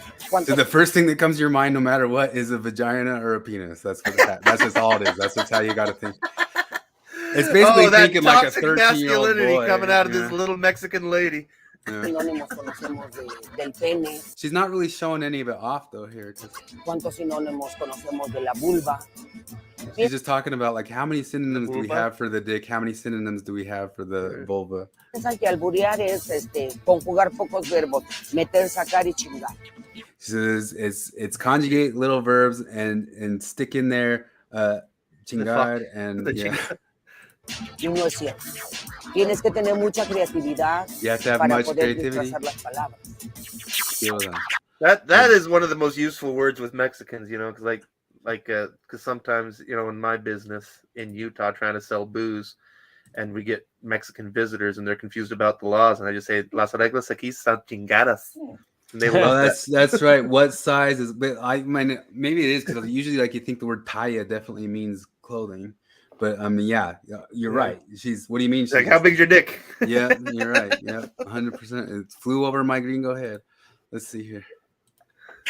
We gave her some phrases, and we asked her to improvise some albur. ¿Qué pasitos tan cortos? ¿Te imaginas cómo es? Like, ¿qué pasitos tan cortos? Like, which small steps? All right, what's gonna happen? ¿Están los largos? Whoa, wait. They're long? Wait. ¿Cuánto el kilo? ¿Cuánto el kilo? Come on. Cortos. ¿Te imaginas cómo están los largos? Can you imagine how the long ones are? Yeah. ¿Cuánto el kilo? ¿Es lo menos? Pues si quieres, para dentro de 8 días te podemos dar mejor precio. Within 8 days, we can give you a better price. But I think there's a mixed in word there. Dentro de 8 días podemos dar un mejor precio. This is why I'm you trying to can't think like what translate words notes. mixed in there. There's got to be a word Yeah. mixed in there. Like if you take mejor precio and like put the like mejor like I'm trying to think of like. Well, because I mean, Tepito is it's a place name and it's a flea market, right? And it's like an old Mayan word or whatever, a native word. But Tepito also means your whistle or your dick, right? Yeah. Yeah. But those are kind of more direct, kind of third grade ones. The ones that are more intense is like I said, mejor precio is 2 words, but like the mejor pre might be a different word. Does that make sense? Those are the intense ones. And those are the ones that I can't hear unless I'm really thinking. Cuando tú vas de subida, el otro ya se vino de bajada. And I have a hard time with this. Like, when you go up, the other when you go up, the other already went down. The other already went down. Yeah. ¿Qué sientes cuando me voy? ¿Qué emoción cuando me vengo yo? Oh, what do you feel when you go? I feel a lot of emotion when I come. Yeah. Soy pobre, pero algo saco. Pues aunque sean los frijoles que son más baratos. So like I'm saying poor, but maybe it's some kind of weird Spanish word. I'm poor, but I can get something. And then she said something Más baratos. Something cheap. Okay, she said the Frijoles que beans son come más out baratos. cheaper. There's a double meaning there I'm missing. Frijoles que son más baratos. It's the beans that are cheaper. There's a Mira, double meaning in there. Cada que te veo palpito. Each time I palpitate. see what's a palpito? A I little whistle? palpitate, like I throb. Oh, every time I see you, I throb. Este es el nuevo libro que acaba de salir, ya está a la venta en todas las librerías y es Cada que te veo palpito. Aquí nos vamos a encontrar un poquito de Sor Juana Inés de la Cruz. Sor Juana Inés de la Cruz. That's like she's a poet from like If you put it in your ass, you 1600s. don't run the risk of getting a baby. Sor Juana Inés de la Cruz is a poet from like 1600s. She's a monk. Huh. It's the Latino I'm not what do you doctor. say, monja. She's talking about being like this poet right here. Juana Inés de la Cruz. I had a great That's- experience. I had a great experience with Dr. Ruth. Me and my friend were I was spending the night at his 1648. house when I was 15 years old, and she comes on late night TV and she's explaining. She's like, "Let me tell you about queefs. And what a queef is when the penis is going into the vagina. Sometimes it comes out of the vagina and then it pushes a pocket of air into the vagina. It happens frequently throughout intercourse, and then you can just, it has to come out somehow. So with a fart, it always stinks, but with the queef, there's no odor. So really, you could just have fun with it." Oh man. Oh, I should. I'll write down some articles this week, and like I'd have to show on a diagram how they do it in between the words. And yeah, nothing kills comedy like explaining the joke, but it's also so interesting to see how this works. Sexual relationship with each other, as well as with their common husband. I identify. There's one of the more famous ones is like quema mucho el sol. Like you say, the sun's burning a whole lot, but que mamon is like what a dick sucker you are, you know. And so they'll be like, it's a hot day. Oh, quema mucho el sol, and they're as pansexual. What does that mean? Just open to. It doesn't mean anything. List of gender norms. Other circumstances could also include a trans woman married to a cisgender woman. The trans woman may have identified as a man prior to her transition, but after she transitions, the couple's biological offspring could have two mothers. Think of it. Trans women show us that there are ways a lesbian couple can have their own biological offspring. Because I do when I take away the judgments that I have and can just say like, well, I'm just like attracted to that person. I enjoy doing things with that person instead of like, what am I supposed to feel about this feeling for that person? Depending on the anatomy of the persons involved, a transgender man and a cisgender man can already reproduce their own biological offspring together. Transgender men. That was a picture by of putting your penis into the vagina and ejaculating into the womb, you can stop being so binary. You too can impregnate a man. What you're saying isn't observable in nature. Fatherhood as gestational dads can even nurse their babies in a practice called chest feeding. Have you guys talked about with their breasts non-monogamy that on your have show at mammary all? We'll talk a bit about it. We even talked about it on Sean McCraney's show. I identify as polyamorous. I guess I'm just your classic ex-Mormon, ex-Mormon hippie. What does that mean to you? I don't know. It's been a lot of fun to just find it. It doesn't have to be like so spiritual or whatever. Because it is just feels good. What does that mean to you? It means like fuck a bunch of people. What do you think it means? It actually doesn't. I just saw some other people talking about this today and going over the statistics. And one of the weird statistics of the world is that conservative people ultimately have way more sex than these types of people. Like it doesn't ever actually translate into actually people having sex. It becomes just the rat utopia. We become the pretty beautiful ones. We hide off in each other's corners, and when we get close to each other, we scratch each other and report each other to rat HR. No, I've talked about this before with the classic like line of old boomer men who tell you not to get married. They're like, yeah, you don't have sex once you're married. It's a lot easier as a single guy or whatever. And I'm like, wait a minute, what the fuck are you talking? How much puss do you think you could pull as a single guy? Because like married men will complain if they have sex twice a week. You think if I were single, could have sex twice a week? Are you kidding me? Like, even back when certain guys could pull that off, they can't do that today. Like maybe if you I got to were be gay. too careful. You got to have Hugh Laurie and Stephen Fry as your lawyer. You can't do that today. Even if you could do it, you can't do it. We had a polyamorous guy at work. Adam Carolla always used to bitch about that, and he said, "I got in after like the '80s, like it was post AIDS, pre-AIDS, but the pill and all that stuff, and there was all the sex, drugs, and rock and roll. Nope, I got in right. I got famous right when it was suddenly super reportable and super tabloidy. As if you go, like I couldn't go around sexually harassing any girls. I didn't get to have that life, What were you saying about somebody at work? We had a polyamorous guy at work. I've talked about him before. He's dating a girl that's much younger than him, who was in a PhD in humanities and a communist. And I'm not like throwing shade, calling her a communist. She described herself as she said, "No, I'm a communist." And like, it's just shade. Like, because the thing is, like, for one thing, this guy hit on everybody to the point where like we had to be like, dude, you need to knock this off. Like, for your own sake, you're gonna get in trouble. You got to knock this off. But also, like, we all know how this works. Like, she has lots of boyfriends. you go around bragging about how you're polyamorous, and that's it. Like, that's what's going on. Like, that's how that works. That's what polyamory is for you. She has lots of boyfriends. You say you're polyamorous, and we watch you totally fail hitting on women all the time. Is it? And then if you go get around some of those like open couples, you're like, maybe not these guys. They always their skin always looks oily. I don't know why.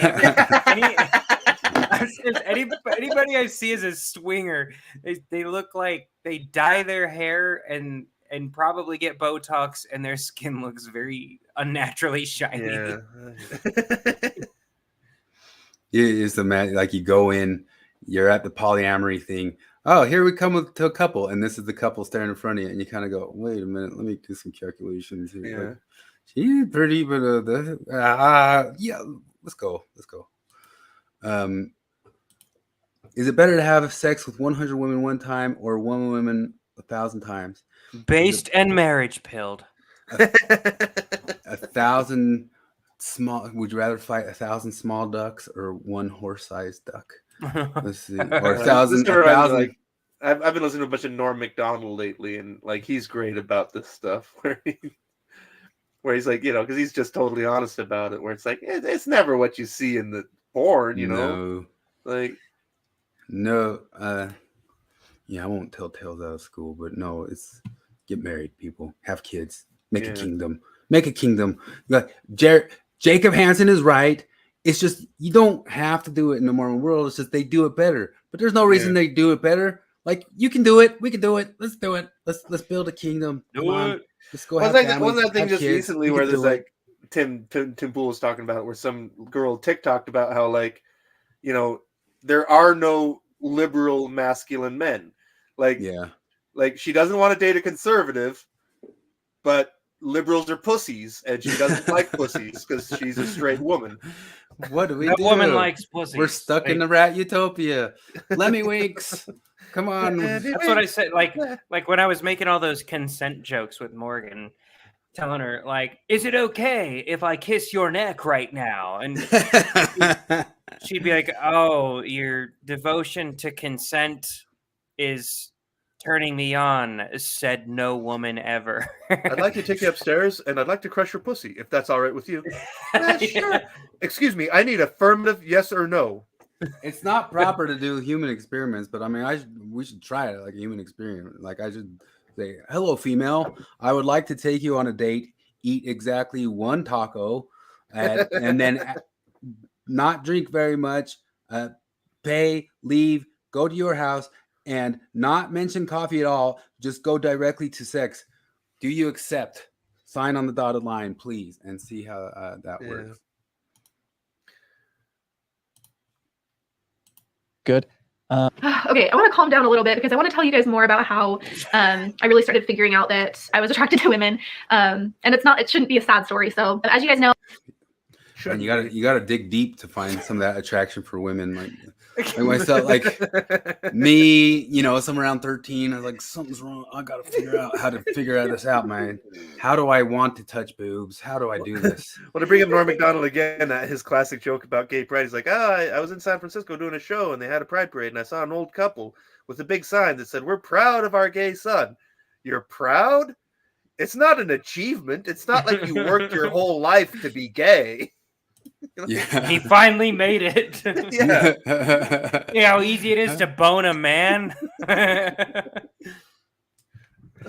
Man. Okay. I'm gonna try to compose myself. I might cry watching this. This is some vulnerability. I'm in a very happy, committed, straight relationship, and I hadn't explored that part of myself at all. And then you guys all encouraged me to get a TikTok.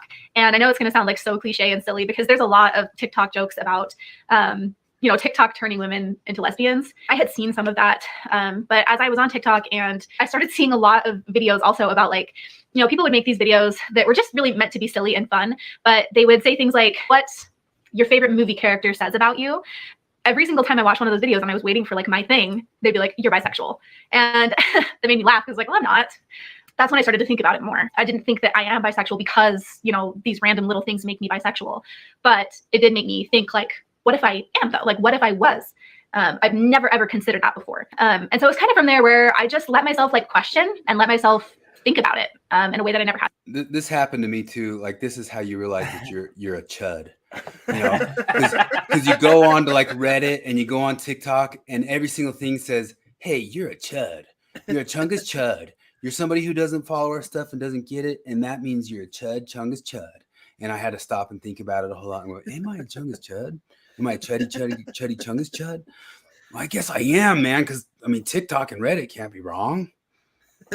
Before, and over the next several months to a year, I let myself question that. It was after like a lot of introspection and a lot of thinking about it. I finally reached the point where I realized that yes, I actually. Hold on a second here. Edge Barb says, "Karen, her and I would be a great partnership." Well, draw up the legal papers, man. Let's submit it. let's draw up the papers. Let's draw up the request. Let's send in the submission and see how quickly we get called harassers. Mike Norton can film it in the temple. Everybody wins. I hope she doesn't leave her husband. She has her husband's a nice dude, and they have like several children. They have a very sweet family. This is the dead serious. What is the husband doing? Like, what is the husband doing while she films this? I really wonder. Like, this is the dead serious truth of it. Bill Real, be happy with your kids. You know, Kara, be happy with your family and your kids. Like realize what you got. Zelpin guys, I hope you figure it out and have like a ton of great kids and the great life and all that sorts of stuff, and realize that, oh, you were dumb for thinking that you didn't want that. Well, no, that's bad Jordan Peterson stuff. But I hope you figure it all out. I mean, this is just kind of the deal. Is like we're all, I'm in the middle of it too. We're all kind of accidentally rat utopian ourselves out of the gene pool. You know, that's all that's happening. That's all it is. You know, we're what's my word here? Behavioral syncing. We're just great big examples of behavioral sync. This is Jacob pointing out our behavioral sync, and all we got to do to overcome it is just stop. We just stop. We don't have to prove Jacob right. Let's prove him wrong. Let's get our shit together. Actually am attracted to women the same that I'm attracted to men, and it's something that I've never even considered until I was kind of able to break away from the church's heteronormative viewpoints. So John Dehlin, I think, has and others. There's more. It's like, I never considered it. Like, successful. How does that shit sneak up on you? Like, I don't buy that. You know, like, I mean, I always talk about, like, you know, like when I was a little kid, right? You know, when you're a little kid, when you're pre-sexual, and like, even like Bugs Bunny Warner Brothers cartoons, like, because like, remember when like Bugs Bunny wants to distract Elmer Fudd, and so he like has a woman's leg in a fishnet and lifts the leg, and Elmer Fudd stops because of that. And when you're a kid, you're like, whatever, it doesn't make any sense. And I remember like it's burned into my memory. I was in the 7th grade, and I was in class. And I looked to the girl next to me, and she was wearing a short skirt for a 13-year-old. And I had the moment of like, oh, legs. I get that, right?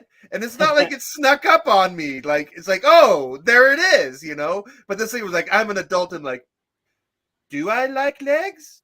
Like, check TikTok? Maybe TikTok will tell me. Like, no.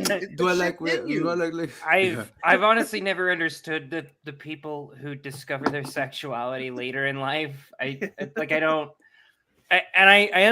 understand them so little that I become skeptical of them when they say, I found out I was gay when I was 28 years old. Like, yeah, how do you find that out? Like, how did you not realize that? I mentioned on the podcast before for the TMI thing. It's easy. Like, your sexuality is what makes your dick hard. That's your sexuality. I was a late bloomer for like the masturbation stuff.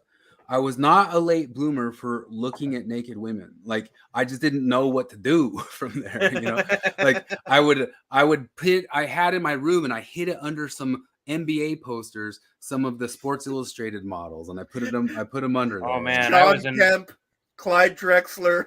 Yes, Larry how did you Bird, know? How did you naked know? chick. It was all them. Like, I don't give a crap about Clyde Drexler, and they weren't naked because it was Sports Illustrated. I was a very early bloomer. I think I was like 8 or 6 or so the first time I went up to a porn site. And the thing is, when you had you're that access, you had easier access than us. When you're that young, when you're that young, like you can't jack off. So there's no, because as soon as you jack off to porn, you're like, you hate yourself and then you leave immediately. But when you're too young to jack off, you just like stare at it and you're like, I didn't know what to do. I honestly didn't know what to guess do. I'm done now. Like guess I I'll did, stop looking and this is one of now. the jokes about like high school sex education back then. I got kicked out of it for being a jokester. So I was kicked out of the thing. I had no idea what happened to the male body. I had no clue. No one ever told me. I had no clue until it happened to me live with a female first time. Too much information one time. But Heidi Klum was your gal.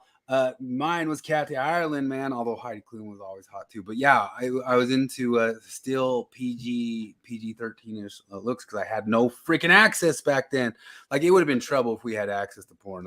I'm kind of glad we didn't. What's the archetype of the feminist who purposefully has the dumbest looking haircut? It's just feminine. Well, how Gad Sad always talked about what's the word apo, like the idea like any sort of animal in the wild, if you see bright nasty colors, it means poisonous. You know, and he says they're all signaling that they're poisonous. So I get that, but like even without the bright colors, like Kate Kelly always has the most repulsive looking haircuts, and I'm not like a big guy on fashion, right? But I think some guys kind of dig her look right there, like kind of like a nerdy librarian. But the bangs, the straight across, fucking Three Stooges looking bangs. Kate Kelly is one of those people that like I cannot get past her personality. Like you're a demisexual? You saying you're coming out as a demisexual right I here? guess so. Like I have that thing where it's like I don't care how physically attractive you are. If I know your person, Flip's a demisexual. We are a trans channel. I think so. It's like because on the first day of Pride Month, my post for Pride Month was, "Your sexuality is the least interesting thing about you," and I really mean that. Like even if I'm interested in having sex with you, it's way down on the list of things I'm interested in about Let's you. talk about other things instead of that. I am sexually attracted to men. Well, that's why we're on a date. I was kind of hoping, but anyway. So technically, since I was a late bloomer, I could be an asexual. You're a demisexual, and Jared is a gay cis for lesbian pan. What was it? We are a trans channel. Pride Month. Yeah, none of us are cis straight men. Unfortunately, we're all white. Well, Flip is white. We've all been annexed into Latinx. A business That's the other model. thing, like the Latinx thing is in Brazilian. It's Latinchis. That really hinges on people suffering and people continuing to suffer, continuing to freak out about Mormonism, continuing to mire. So both her and Mike Norton are, I think they've gone harder at Delin than we've ever gone at Delin. We've gone pretty hard she's at right Delin. about We this. have that, nice like, things to say about Delin. We think Delin can exist. We think Delin exists. Do your channel, make your money. We think so. That there's a thing that one of my disagreements with this video that Jacob put together was that it feels to me like the Gen Camp thing he framed as like, John Delin did this, and I'm like, no. John Delin was a good guy in that. Gen Camp is a monster. It came up right here, and we went over it a lot in the past. Gen Camp's full of shit. We did a whole episode on John Delin is right about Gen Camp. I mean, he was wrong to hire her. That was our conclusion. Is like negligent. What an idiot! Like he should have known. She probably cried in the fucking interview, man. Podcast doing interviews, running his little workshops, yada yada. Like all of those. I skipped the Gen Camp. People, almost all of them are working for free, just because they are they want to help people. They legitimately want to help people, and he is taking I like advantage this. of The that damn and using you're that doing, again damn for you what. don't.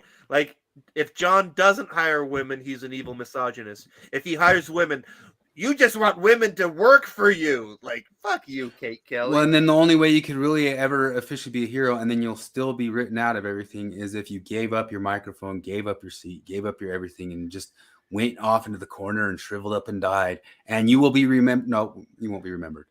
Yeah. We will write you out of everything. But Cardin said is a business model. When you look into, the nonprofit Open Stories Foundation. That's one of the things, like they realize that if we ever get to the post-colonial theory with Jonathan in that book club. The post-colonial theory, it comes from Michel Foucault, just like the queer theory does, but they wrote out Foucault. So like there's this other lady named Chakrabarty. There's two of them that kind of have the same name like that. And they basically just said all Foucault stuff. And then as soon as they said it, they could never reference Foucault ever again. They could always just reference those two Indian ladies because they had to write out that Homie K Foucault Baba. existed. Yeah, Homie Baba. Yeah. Yeah, that's Robert the Reagan next comments section about in the how book. John Dehlin should have known she was a narcissist entitled from the get-go. And like that's one of those things that's like John Dehlin is evidence that learning clinical psychology makes you understand less about humanity. I diagnosed Jen on the first episode of Mormon Stories. I saw her. No, like that's the thing is like, I mean, I joke about it, except it's funny, but it's also not funny because it's enormously tragic. But like when you've been married to somebody with borderline personality disorder, like your radar like just seeks and scans for it, and you smell it out in 2 seconds. It takes 15 seconds to go, oh, I've met met you. I was just talking to a gal friend of mine who we were talking about several different people where we kind of think some guys are running around on their wives, right? It's actually old news in those circles. But I was telling her, and I'm saying, like, here's one of the tells that a woman's borderline. She hits on you at all. Yeah, that's absolutely the case. Like that's the thing is like the first thing that turns me off about a woman is if she hits on me real hard. I'm like, if she's coming on to you, and I don't care like how super attractive you are, especially if it's cold. Like I get it if she's like been around you for 6 months and she's developed a crush on you and she kind of slowly hints at it. But if she just walks up and hits on you, watch out, man. I had a coworker call me at 1 a.m. and I answered the phone because I was looking at my phone. And she's like, "Be my boyfriend," and I'm like, "Nope." Whoa, like that's a big no. Fuck off. Prophet, there's all kinds of shady things, including but not limited to like his wife is on the payroll. But there's so many different guys who just fall like this woman's way into me and she's falling into me. She's coming at me like, whoa, I've hit the like dream. I made that mistake. Like, once watch when I out, was young. I was watch like, out. This is how this works. Is like she's into you, and like that's the thing. Is like that burned me forever on women that are into me. I'm like, whoa, I run from them every time now. Why? What does she do? Like question mark. I've met her. She's a nice person, but like that seems shady. Like, was that position advertised? Was it competitive? You know what I mean? Like a charitable foundation is a 501c3 designation under our tax structure. So when you have that, it's not just a personal piggy bank. We all have positive feelings about Jesus, but it's actually the atonement is actually an insidious doctrine because it's all based on a deficit model of your brokenness and you needing someone to make you clean and to make you whole. The atonement of you can be the doctrine that you can be forgiven of anything is actually insidious. I think that's the end of that one. No, really good job, Jacob. I disagree with Jacob Hansen about a lot of stuff, and I give him pushback all the time on his webpage. But like, I appreciate him because he's fucking sincere. Like he doesn't. My whole world he hides none of his cards. He hides none of his cards. He's right on the table, and I really appreciate him for that. Steel man in the hell out of all sorts of Mormon positions isn't a position of weakness. There's all sorts of stuff you can sit there and take some of their criticisms and go, we gotta clean up what our ex-Mormon icons are, y'all. I mean, maybe they have cool and good stuff, but like, come on, let's popularize some other people. I wish we could. It doesn't have to be us. We've put out some other suggestions. Uber Mormon. You can go to Jacob's brother, Forrest. You can go to let's make different ones popular. Come on, it's time. Jacob is not a fighter. Come on. He's not a physical fighter. I'm reading comments.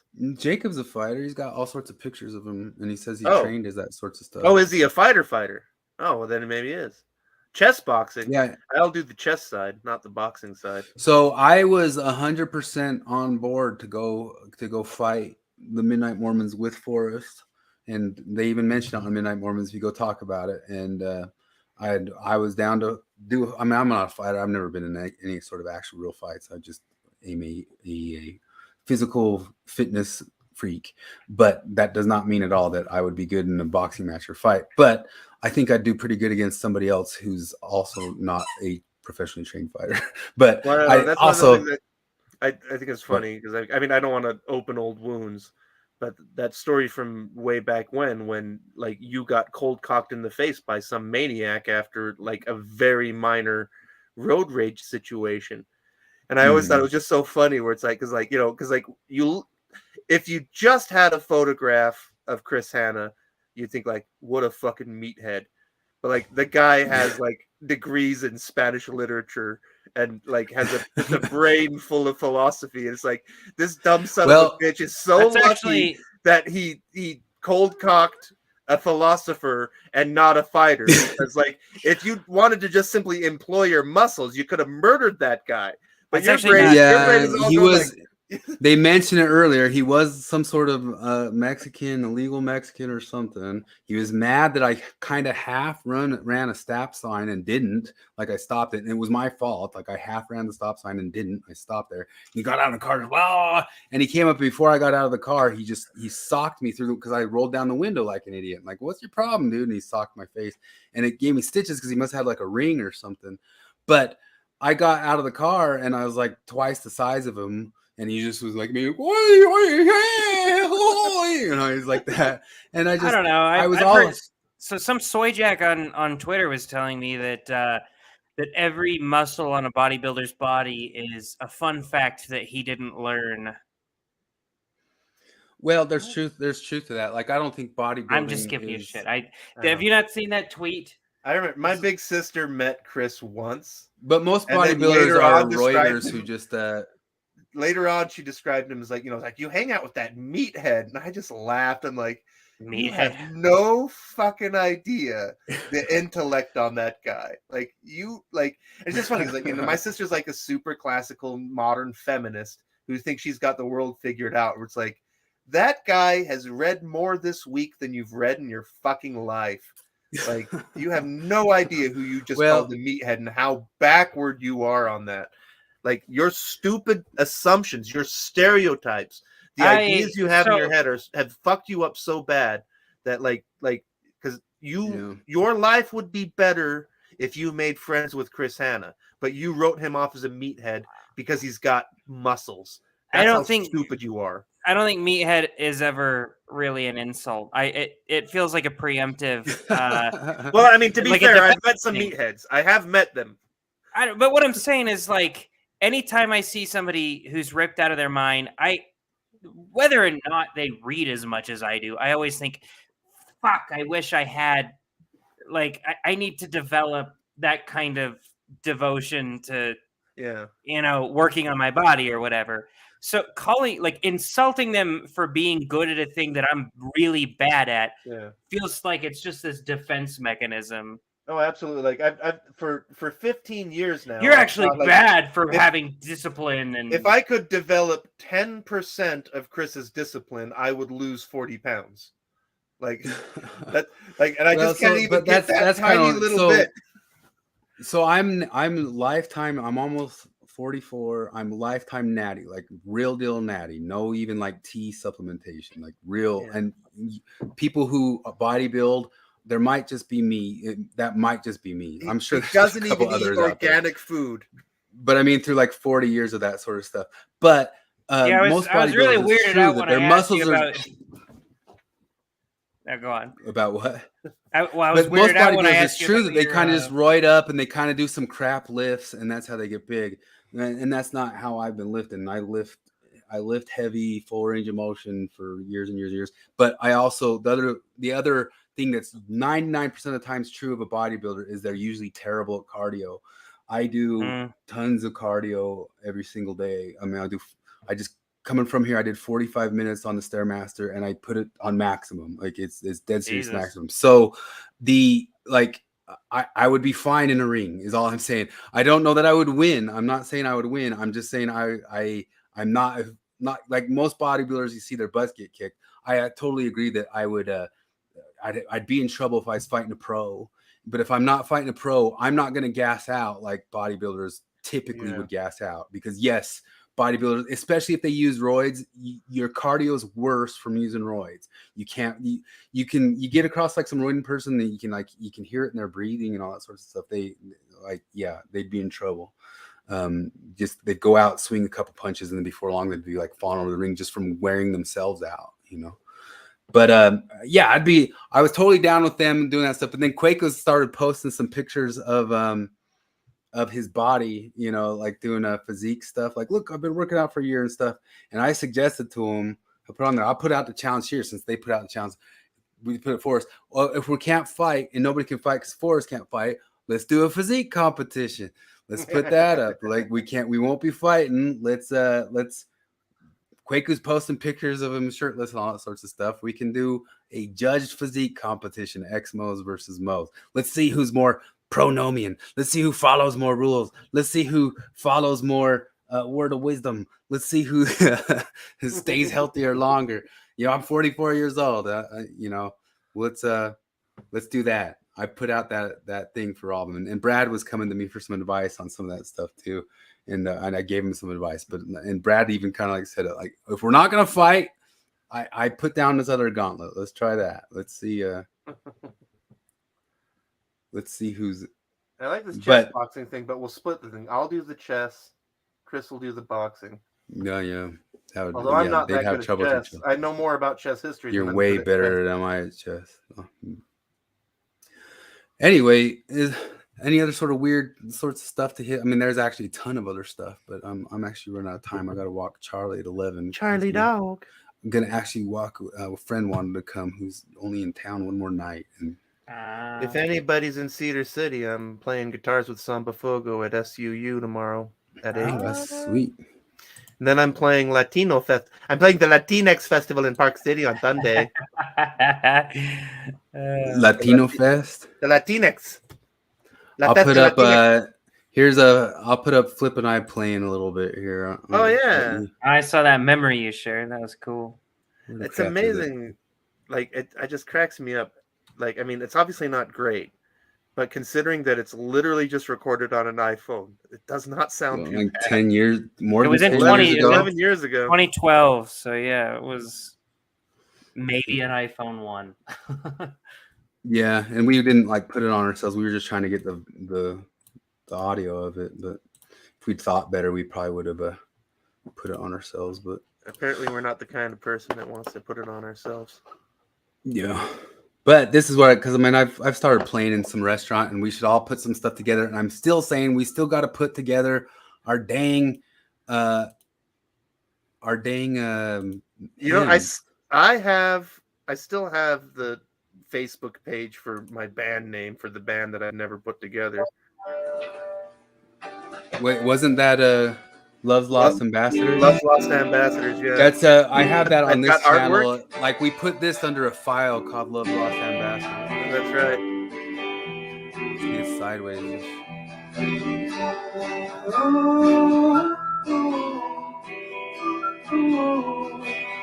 Is that loud now? Yeah. Pretty compressed from internet through internet through internet. A pants off, dance off. Yeah. I said it's we're getting into all these morality dick measuring contests. I mean, maybe we could just measure dicks and call it good. Let's do actual dick measuring. Yeah, we turn it into an actual ex-Mormon versus Mormon dick. There's a trick I would play on my mission. That like, I don't know how to tell this without sounding creepy, because I guess it's kind of creepy. But like, I had this game I would play on my mission with like its zone conferences and stuff.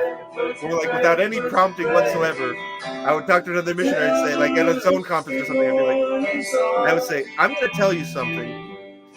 And at the next zone conference, you're going to tell me face dick is. And they're like, shut up, Johnson. What are you talking about? I'm like, I'm going to tell you something. And by the next time I see you, you will have measured your dick. And they're like, what are you talking about? I was like, I'm going to tell you the average length of an American penis, and you will tell me how long your dick is the next time I see you. And I said 5.5 inches.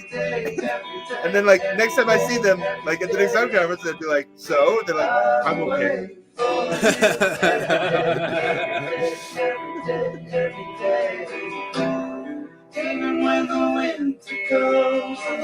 2012. Yeah. Let's put some songs together. Let's put some hymns together. Yeah. High on the mountain top. Covers or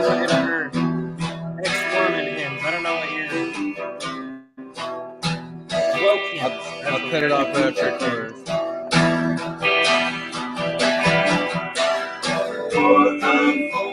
I'll fight forever and memory home. I'll recognize your feathers and the frost so long.